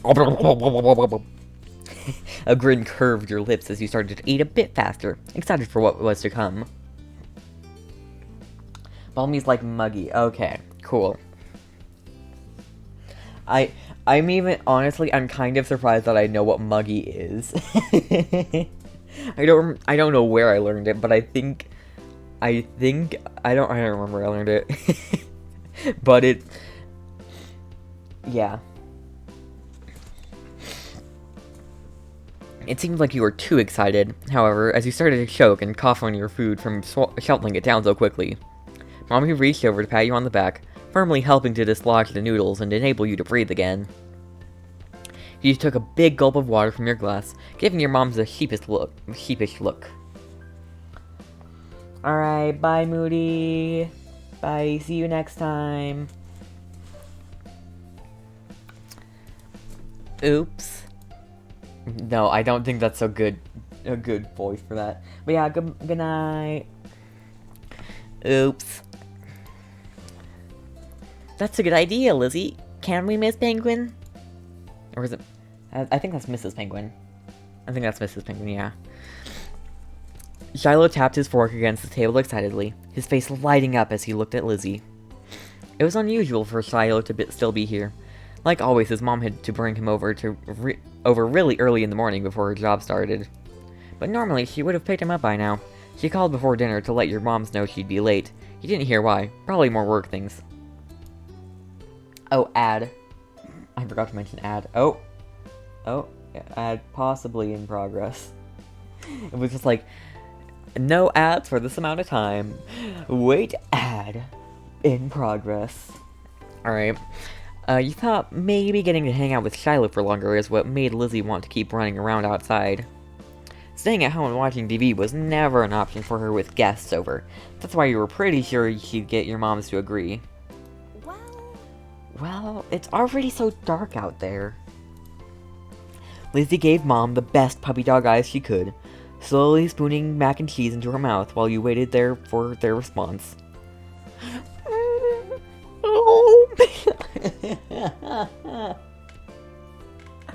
Imagining that is hilarious.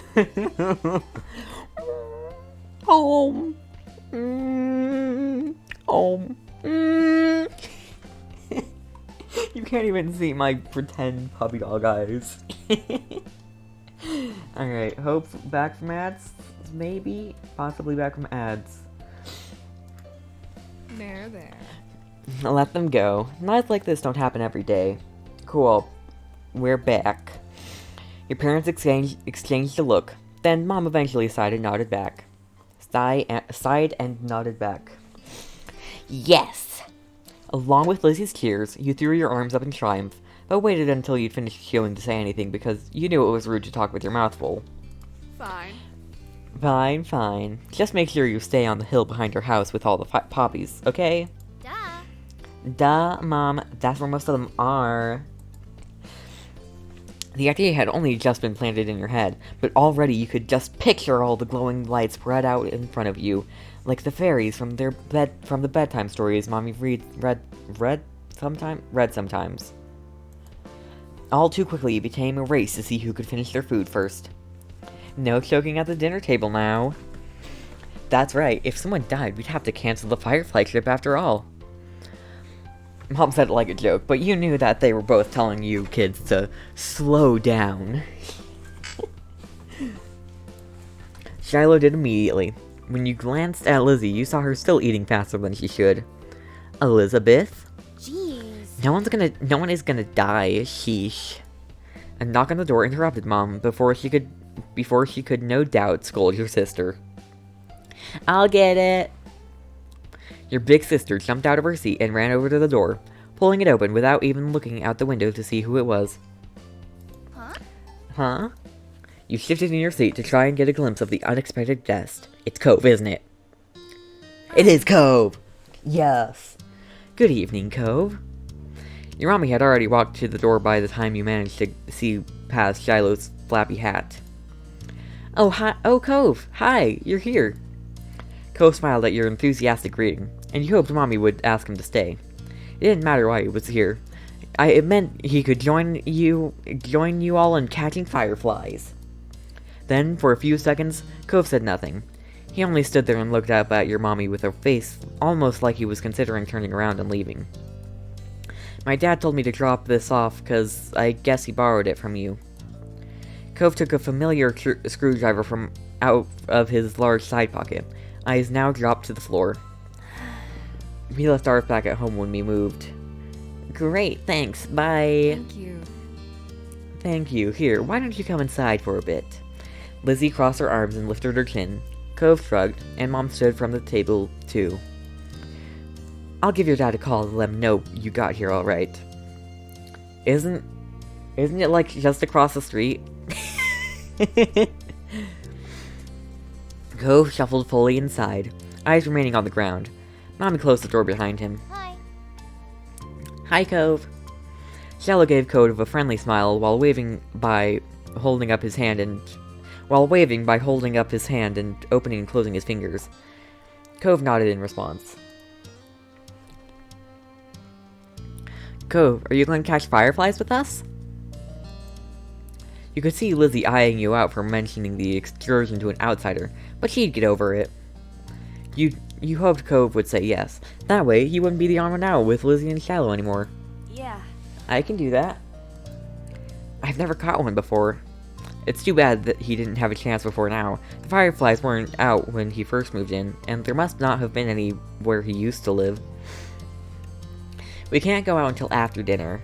After he pointed this out, Lizzie walked back to the table and took her seat. There wasn't much left on her plate. Since this was very true, you decided to finish up your own stuff as well. Cove stepped closer and eyed what was on the menu for your family's meal.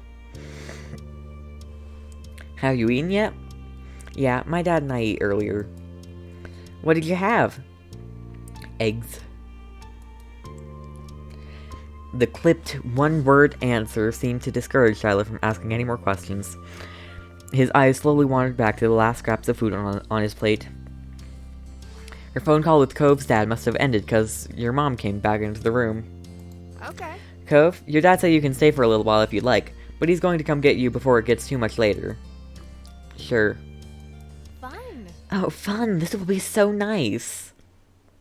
As you polished off the meal, you hoped it would be too. The three of you all finished eating shortly after, and Lizzie led the way outside. Remember, don't stray too far. It's fine, Mom. Shiloh trailed so closely after Lizzie he was nearly stepping on her heels. Cove hesitated at the door. Coming? After a moment, he did. Bye. Bye, children. The two of you were a good 10 or 15 feet behind Lizzie and Shiloh by the time you walked outside. You pushed the door shut behind you, watching their figures get farther and farther away. Hurry up! You're so slow, Amy. We don't have all night. You started to run when you heard Lizzie's voice calling you, but paused when you saw Cove still walking at a relaxed pace. You walked with him.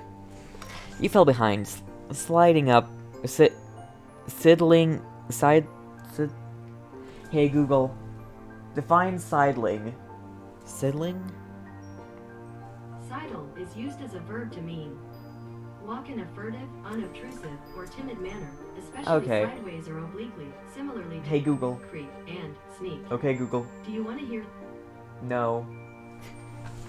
No, I don't want to hear more. Cool. Sidling. Oh! I could have done that!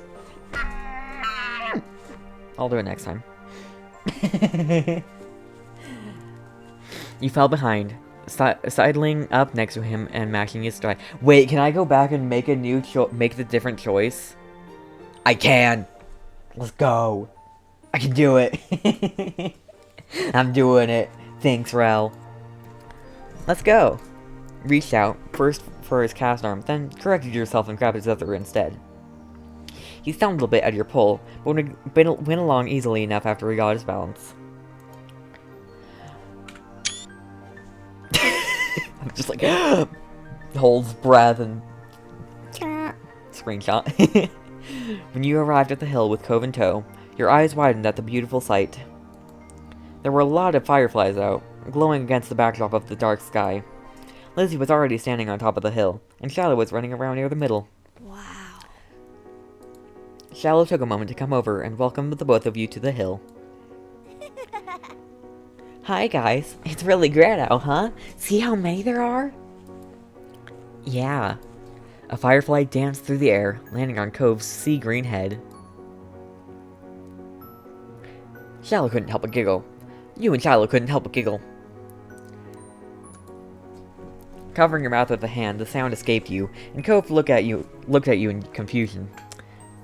What? He gestured to his head, and he reached up, making the firefly dart away. Cove jumped, then followed after the glow. Oh. Haha. Oh look, Lizzie has one! That's amazing! Shiloh ran to the highest point of the hill, making sure not to lose his hat or his backpack along the way. You hummed as the group divided and conquered, shifting your gaze to the dozens of other fireflies sailing around. The game was on! You had a bandage on your thumb and tried to be cautious of that. You had a bandage on your palm and tried to be cautious of that. You had 2 bandages on your hand and you tried to be cautious of that. You were good at not getting cuts or scratches, so you weren't too worried about that.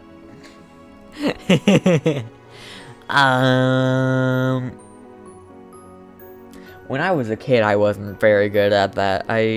Probably none of these, though. It would probably be more on my legs. You were good at not getting cuts or scratches. Spotting one close by, you approached it with assassin-like stealth, crouching down to make yourself seem like less of a threat. Slowly dragging one foot in front of the other, you crept up towards it, arms outstretched. You closed your hands around the little glowing orb, careful not to crush it. The firefly landed on your palm, almost docile, and you stared down at your prize in delight. Its tiny legs tickled your skin, and you giggled at the sensation. Cove kept up with his own target, but when he tried to grab it, his pink cast waved awkwardly through the air, foiling his efforts to clap his hands around the firefly. Hydration check.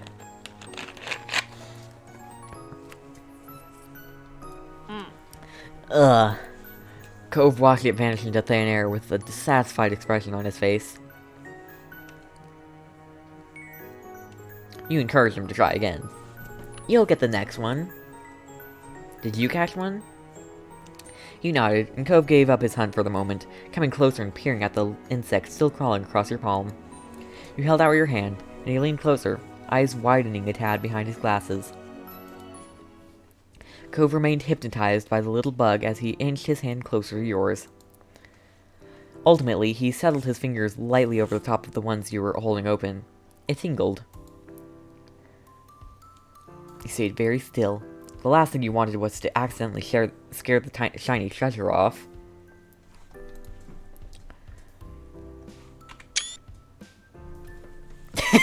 Screenshot. Wait, is that my bracelet or Cove's bracelet? Wait, whose Firefly, noticing the new connection, crawled up onto Cove's hand. He quietly gasped. Okay, this is my bracelet. I think I mentioned that I wear bracelets or something. So I guess this is at least one of the things that's for. Cool. I've also like specific bracelets. I think I said like made from rocks. This is not the rocks I was expecting. It worked! Yeah, you got one. Cove's lips turned up in a slow smile, and his eyes shined brighter than the bug. Thanks, Amy. With a laugh, he gave the palm of your hand a friendly smack, performing an awkward low five. Okay, that is my bracelet. Cool. Startled by the extreme movement, the tiny light disappeared before you could even blink. Your Firefly was gone. Sorry. Oops. Sorry. I'm kidding. I forgive him. That's okay. I can keep it forever. You're right. Right. Bugs have to stay outside. Let's get another. I'm collecting more. Uh-huh. We can work together. His face broke out into a wide grin.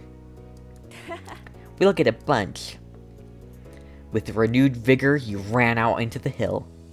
You're not sure how much time passed until you were in the thick of it. While you were in the thick of it, all you could focus on was the adventure at hand. No critter was safe from your grasp. At first, you tried to keep a tally of how many you had caught, but once the number grew higher than 10, you had no more fingers left to count with. How old am I again? What, like 6? You're having the time of your life, racing up and down the hill with the crash of the ocean and the sound of everyone's laughter echoing in the background. Amy! This way! You followed the sound of Cove's voice to the top of the hill, watching as he stretched his arms in front of him, reaching with his fingers and only narrowly missing his target. Cove and you took turns trying to scare fireflies in the direction of the other. You showed him some techniques that you had learned, like how to cup your hands correctly, and he listened attentively before trying for himself. 8, okay. Still, apparently too young to count past 10. There were a few times when you almost ran into each other, giggling as you dove to the side at the last moment. Luckily, disaster was avoided each time. It was an overall huge success with the both of you catching multiple fireflies each. Eventually, the fireflies began to thin out and your energy started to lapse. You decided it was time to call off the hunt.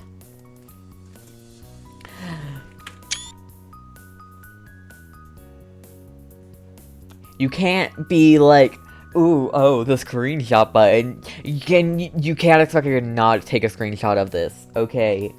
You can't expect me.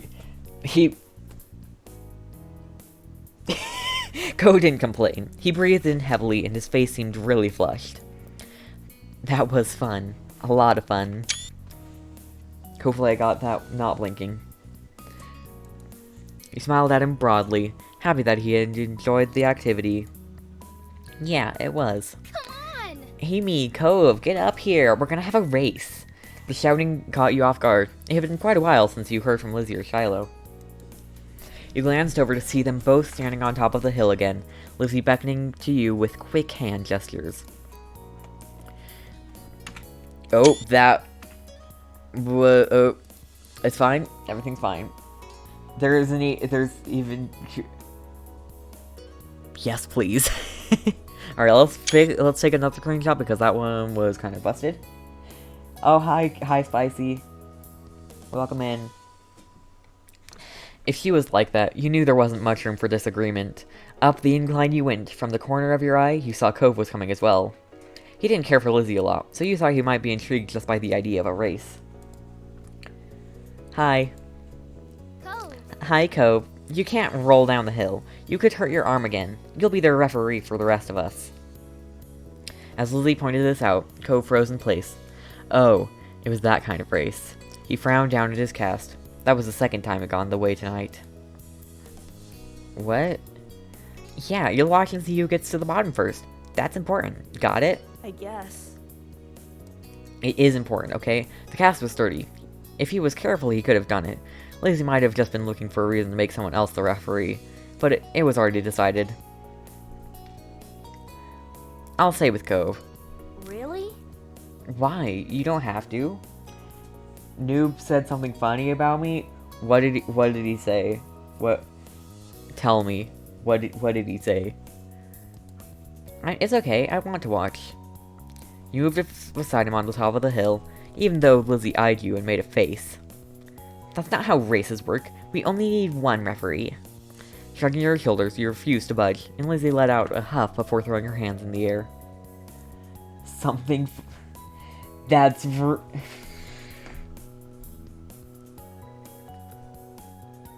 Is Noob Sino in our friend group? I think Noob Sino in our friend group.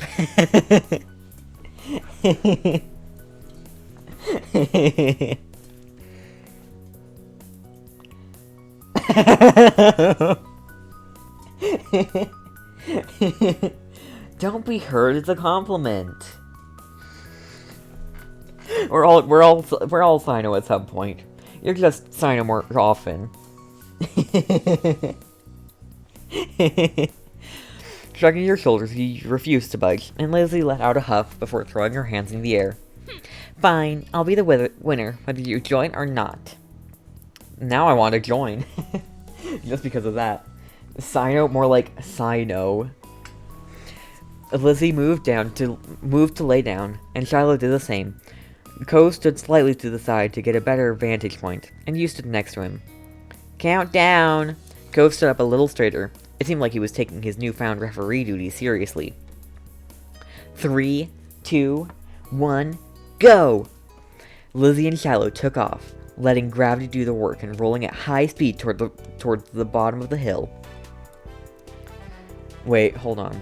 That's a screenshotable face.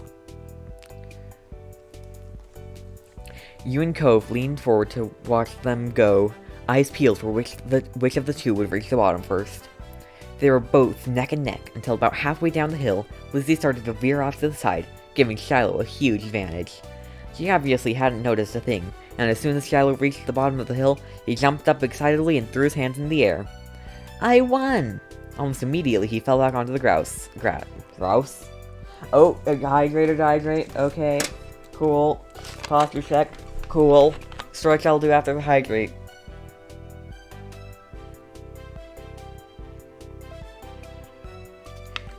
Almost immediately, he fell back onto the grass, still dizzy from his roll down the hill. Stretch! Maybe I'll get a thing for, like, 3-in-1 combo, so that you don't have to do hydrate, posture check, and stretch, and then another one for global triple thing, where everybody hydrates, everybody posture checks, everybody stretches, and add to starting soon. Alright, complete all. Woo! Bombarding you with hold on. Bombarding you with making you take care of yourself. Thank you. Add soon. Yeah. Almost immediately, he fell back onto the grass, still dizzy from his roll down the hill. As he stomped out of the bush he had ended up in, sputtering angrily and brushing leaves from the front of her dress. Not bad. You got lucky. Let's do it again and see who wins for real. Kids, it's time to come in. No.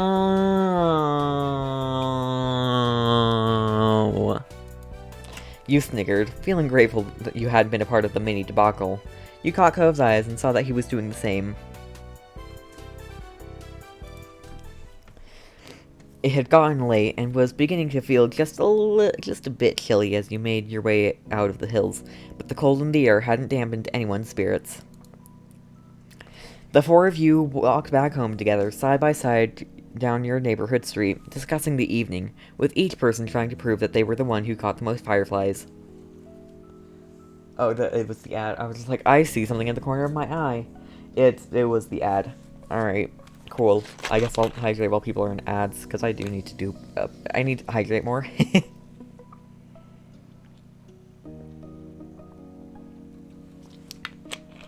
At least they're not I was gonna say, at least they're not blinking in unison, but they are. Why do they do this to me? The four of you walked back home together, side by side, down your neighborhood street. Oh wait, I already read that. I'm smart. You knew that whoever really did catch the most didn't matter. You knew that whoever really did catch the most didn't matter much anyway. All that mattered was that you all had a good time. Which, judging by the smiles on everyone's faces, you did. We all had a good time. Pog. Oh! And then the summer ended. Ooh. We have made it to the end of Summer 1. Alright. We all ready for summer ending? Do a quick save. Yes, overwrite that save. I love how you can just have 40 times 6. What is 40? You can have so many saves. No more Phineas and Ferb. Rip. And then... Alright. Hyping this up. Is Ral's still here? I'm making sure Ral's still here. I wanna be sure Ral's still here. I don't wanna end then summer ended without Ral. But I might have to if she's not here. I'm not gonna drag this out for too long. I'm just gonna hope she's here. And then okay, you are still here. How much internet? I have internet. I have internet all night tonight. Oh, now you're in an ad. That's or lag. Oh. The ad ended, but it did not end for Ral, apparently. It started an ad. Oh. Okay, then. What? Okay, that is... odd. Okay. Okay. So you're not in ads anymore? You're not an ad? In an ad? Or... yeah. You're out of ads? Cool. I'm hoping that's good. Alright, I'm gonna hope you're out of ads. And then summer and oh wait, what? What do you Oh, no ad, okay. And then summer ended. Move to the next step, are you sure? Yes. I'll never get tired of that view. You stood beside your moms, Lizzie and Cove, as the five of you watched the sun dip into the ocean somewhere far, far away. You like to imagine it cooling off in the water, resting itself before getting ready to shine brightly again tomorrow. That was a fun day. I didn't know they had magicians on the shopping street now. Neither did I. Oh no, we are so dull. Let's get out more. He didn't do real magic, Mom. How did you figure that one out? Duh. Cause I know, that's not what real magic looks like. Oh, Lizzie dear, there's all kinds of magic in the world. Lizzie gave Mommy a suspicious look, but didn't dispute the claim. You looked over at Cove, who hadn't said a word since you started home. He didn't look upset, though, just content. You're aware he still hadn't quite warmed up to your parents. Well, we can't sit out here all night. Time to hurry home and get cooking. Who's helping with dinner? Lizzie immediately let out a groan. Guess Lizzie helping? Mom, summer's almost over. The process was obvious. You could practically see school on the horizon. You certainly didn't want to spend your last bits of freedom cooking dinner. You could do that any other day. Please, can we just play a little longer? We have to keep playing before it's too late. It is almost over. You put on your best puppy dog eyes. But Lizzie, cooking is fun. Lizzie may want to, but you plan on going home. Roll a d5. I'm kidding. Keep playing. I don't know what that is. Keep playing, I think. I think that's also keep playing. And this is home. Keep playing, keep playing, keep playing, keep playing, or go home. No. No.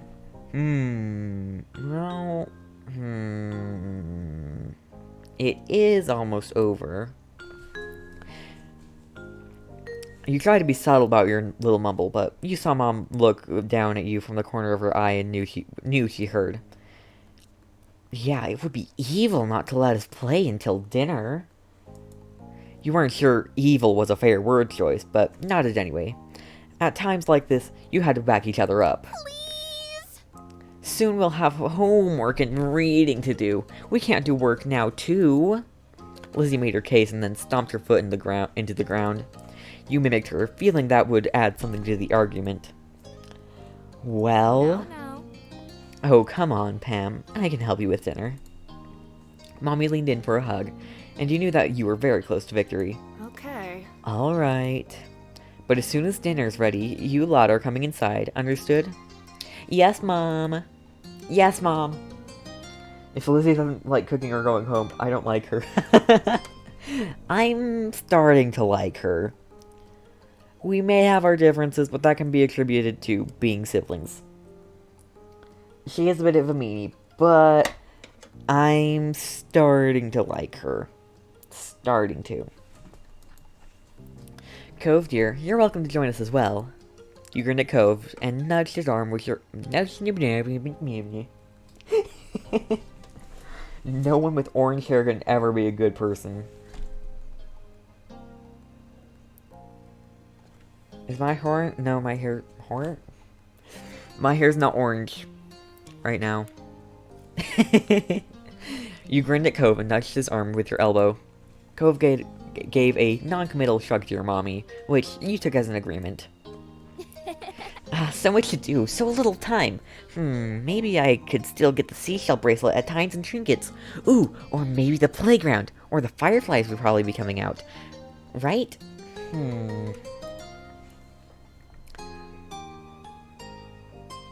I'm going home, bye. After playing through the full game, it's hard not to not like her, even if she's a rat. Go home, yay. I'm making my own plans. Lizzie had her own ideas of what she wanted to do. But what were you going to do? You glanced over to Cove, considering. A strong gust of wind made you shiver. Lizzie huffed as she wrapped her arms around herself. Rude. Doesn't the wind know that summer's not over yet? That's all Lizzie said before abruptly turning on her heel and heading off in the direction your mothers had gone. Where are you going? I'm going to my room. I have lots to plan if I want to make the most of tomorrow. You thought this over, looking off towards the water again. Lizzie didn't wait, and before long she was disappearing off down the road. Meanwhile, Cove was going in the opposite direction, heading for the beach. I'm staying with Cove, are you kidding me? The wind doesn't care about you, Lizzie. Cove gave you a smile that you couldn't help but return. Cool. He made a little gesture that you interpreted as, follow me, then started heading to the waves. Cove knelt down, picking up something you quickly identified as a smooth rock. He reared his arm back, then tossed it out into the water. You impressed over how far he got it to go. It sailed way out into the sea. But he didn't care to...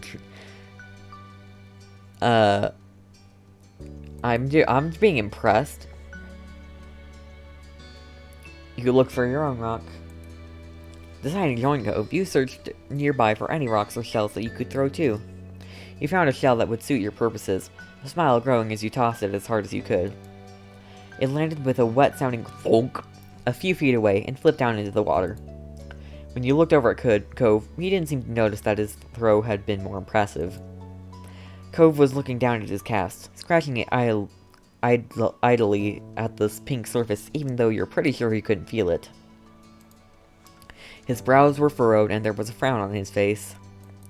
It's not fair. I interrupted him? Hold on. It's not fair. I've had to wear this cast for ages. I can't even swim. Ooh, get it off. How? When did you get it off, or how did you get it? How did you get it? I was jet skiing. That's not fair. Cool. You beamed at him. You had never gone jet skiing, but you'd seen others do it all the time at the shore from the shore. It looked impressive. Cove gave a So it was his own fault then? No. Don't blame the poor child. Cove looked a little taken aback by your outburst, but after a second, he gave a small nod. Then continued to explain. I crashed. He gestured to his arm as if to say, and this was the result. It's hard to believe you're allowed to jet ski. Whoa. Well, you're not? Oh. Cove let out a huff, plopping down into the sand. I can't believe summer's almost over. It was his own fault, actually. Never mind. Spicy, I take back my leave the poor boy alone. It was his fault. I can't believe summer's almost over. You sat down next to him and nodded in agreement, regardless of the sudden topic change. I don't want to go to school. I mean, I would. I don't want to go to a new school. I think it'll be the same school as you and Lizzie. My dad said something about that. Cool, you're going to like it. Everyone's super nice. You'd only ever been to the one school, but you were sure that his old school couldn't have been that much better. Then again, he did have to make new friends and meet new teachers. It could be kind of scary. Cove shook his head, then wrapped his good arm around his knees as he drew them to his chest. Oh, bro, what school are they going to where everyone's nice? A beach school. Lizzie's the only not nice person there. You heard a sniffing sound, and when you took a good look at his face, you realized that his eyes were wet. I want to go home.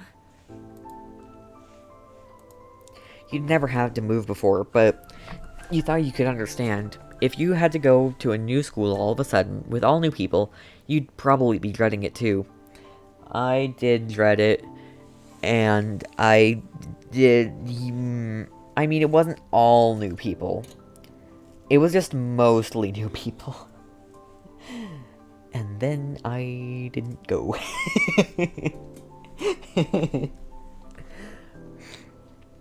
But he means home as in home before he moved. He moved. I don't think you know that. Even though you sort of maybe understood, you still weren't sure how to help. Okay, I'll see you later. Cove gave his head a small shake. No, I want to go back home. Right, Cove wanted to go back to his old home. The one that sat waiting someplace far from here. The one he would bring up whenever he felt this sad. Home as in Nevada. Where is this place? I was probably told, but I don't remember where this place is. Is this California? There's no way this is California. It's so boring there. It had been a while since he had moved in, but he didn't seem to feel any better about being here. He settled back down into the sand, trying to consider what to do. This can be your home. It's a really nice home, if you give it a chance.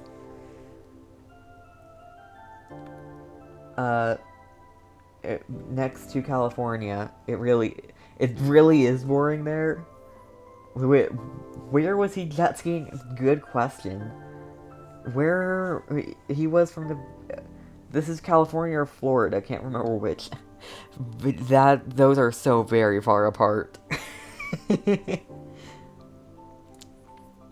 Cove didn't respond to that. He just tightened his arm around his knees, resting his chin on them.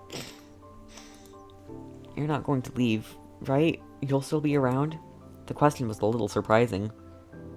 Of course. Your parents would have mentioned if you were going to move or something, right? After a second, Cove gave a little nod. Next to California, not in. Oh wait, yeah, California. CA is California, right? I'd guess California then. Except the water in California is not as nice as it is in these pictures. Yeah, also not as, it could be. It could be. I'm not entirely sure though. I've never been there, so I wouldn't know. These look more like Florida beaches. I'm just like, does that say little beaches? Oh, of course. Once I get my cast off, we could go swimming. You were fine with him changing the subject again. Yeah, that would be fun. Cove smiled, then looked back to the waves. My dad keeps saying I'll get used to everything eventually, that I'd feel better then. It used to make me angry. I didn't want to get used to everything. And sometimes it is, sometimes the beach does look like this. Look this nice. Or, I guess this nice, not the ocean, the beach. I didn't want to get used to everything. You spared a glance over at Cove and saw the anger had flipped off his face in favor of something almost puzzled. But maybe that would be okay after all, as long as I really do feel better. As someone who totally lives in California, yep, totally true. They actually just took a picture of the Cali beaches for the background. Yep, sure, right. I'm not entirely sure. I don't know. I can't see it. You can remember, a long time ago when you first started going to school. You had absolutely not been okay with the idea of being away from your parents for most of the day, to listen to strangers tell you what to do, and sit with kids you'd never met before. Things changing is hard. I'll make sure you do. Cove laughed, just a little, but you grinned, proud that you were able to drag one out of him when he was obviously feeling down. Even still, a second later his eyes got a little misty once more. You got the feeling that they were different tears than the ones from before, though. I hope next summer I'll surf and go exploring, and everything will feel like it's supposed to again. You will. It will. So cold and gloomy, 0 out of 10. An Aussie beach? I went to a beach at one point where it was cold and windy, and it sucked, and it was cloudy. It was not a good, it was just the day. So cold, so frozen. The two of you sat quietly, just taking in the sounds of the waves. You hoped that Cove would be able to accept this place as his new home. You definitely tried to help in what ways you could. There were so many wonderful things here Cove probably hadn't even seen yet. Lost in thought, you started a bit when you heard a faint, familiar sound. I was not in California. I guarantee you, I have never been to California. I think it was either Washington or Oregon. One of those two. The sound of your mom shouting your name. You looked over your shoulder, realizing it was probably time for dinner. Time had really gone by fast. You stood and dusted the sand off of yourself. My mom is calling. It's time for dinner. You should come.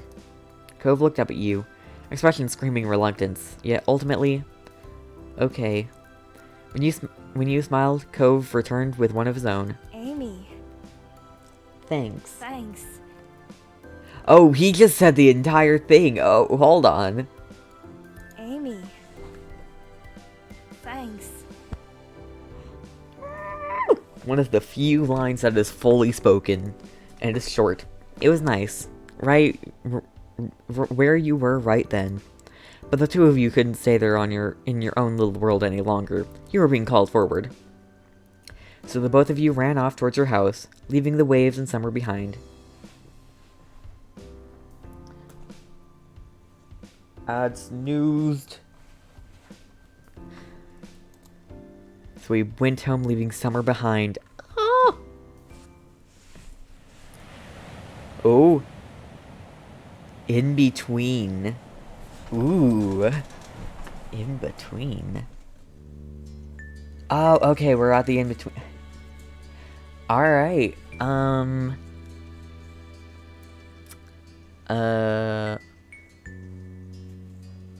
don't... Why did I put a Scar there? I think I was just like, ooh, Scar. I can have that. Alright. I kind of want to just be like, Scar, Scar, Scar. You growing up. Hair color purple. Hair front color purple. I wish there was a drop-down menu. I like blue. We'll go with blue. Hair back color. Also blue. Blue. Eye color, blue. Face shape. Oh, eye shape, not face shape. Face shape. Oh, no. I do not like square or peach. Oh, brown. Brown. No orange hair. You're like 11 to 13 now. Congrats. Hair front. No, I'm not changing that. Pulled back. Smooth.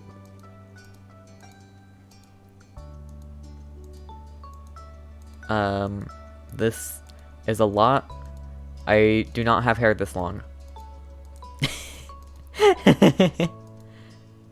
Maybe like this. This would probably be realistic, kind of. Cool. Next. Sure, we'll change up the scar. Big one across my forehead. I don't know where that one is. Nah, we'll keep it. I'm not having it.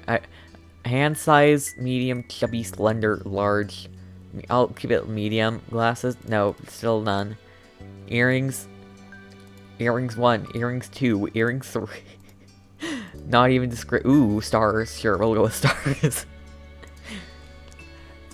I do have hair back now. Woo! Chest, back, leg. Okay, probably not chest and back, but leg and arm. Sure.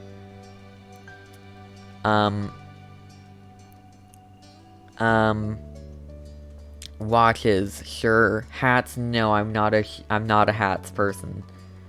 Too bad there isn't like a hand one, because I do have a birthmark on my thumb. It's fading, but it is there. Cool. Alright, done. Comfort.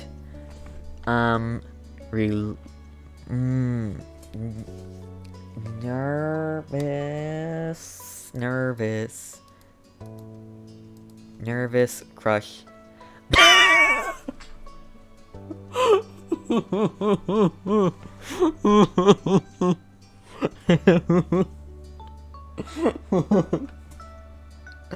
Why is that? Why? Why is that so hilarious? Nervous crush, relaxed crush, or direct crush?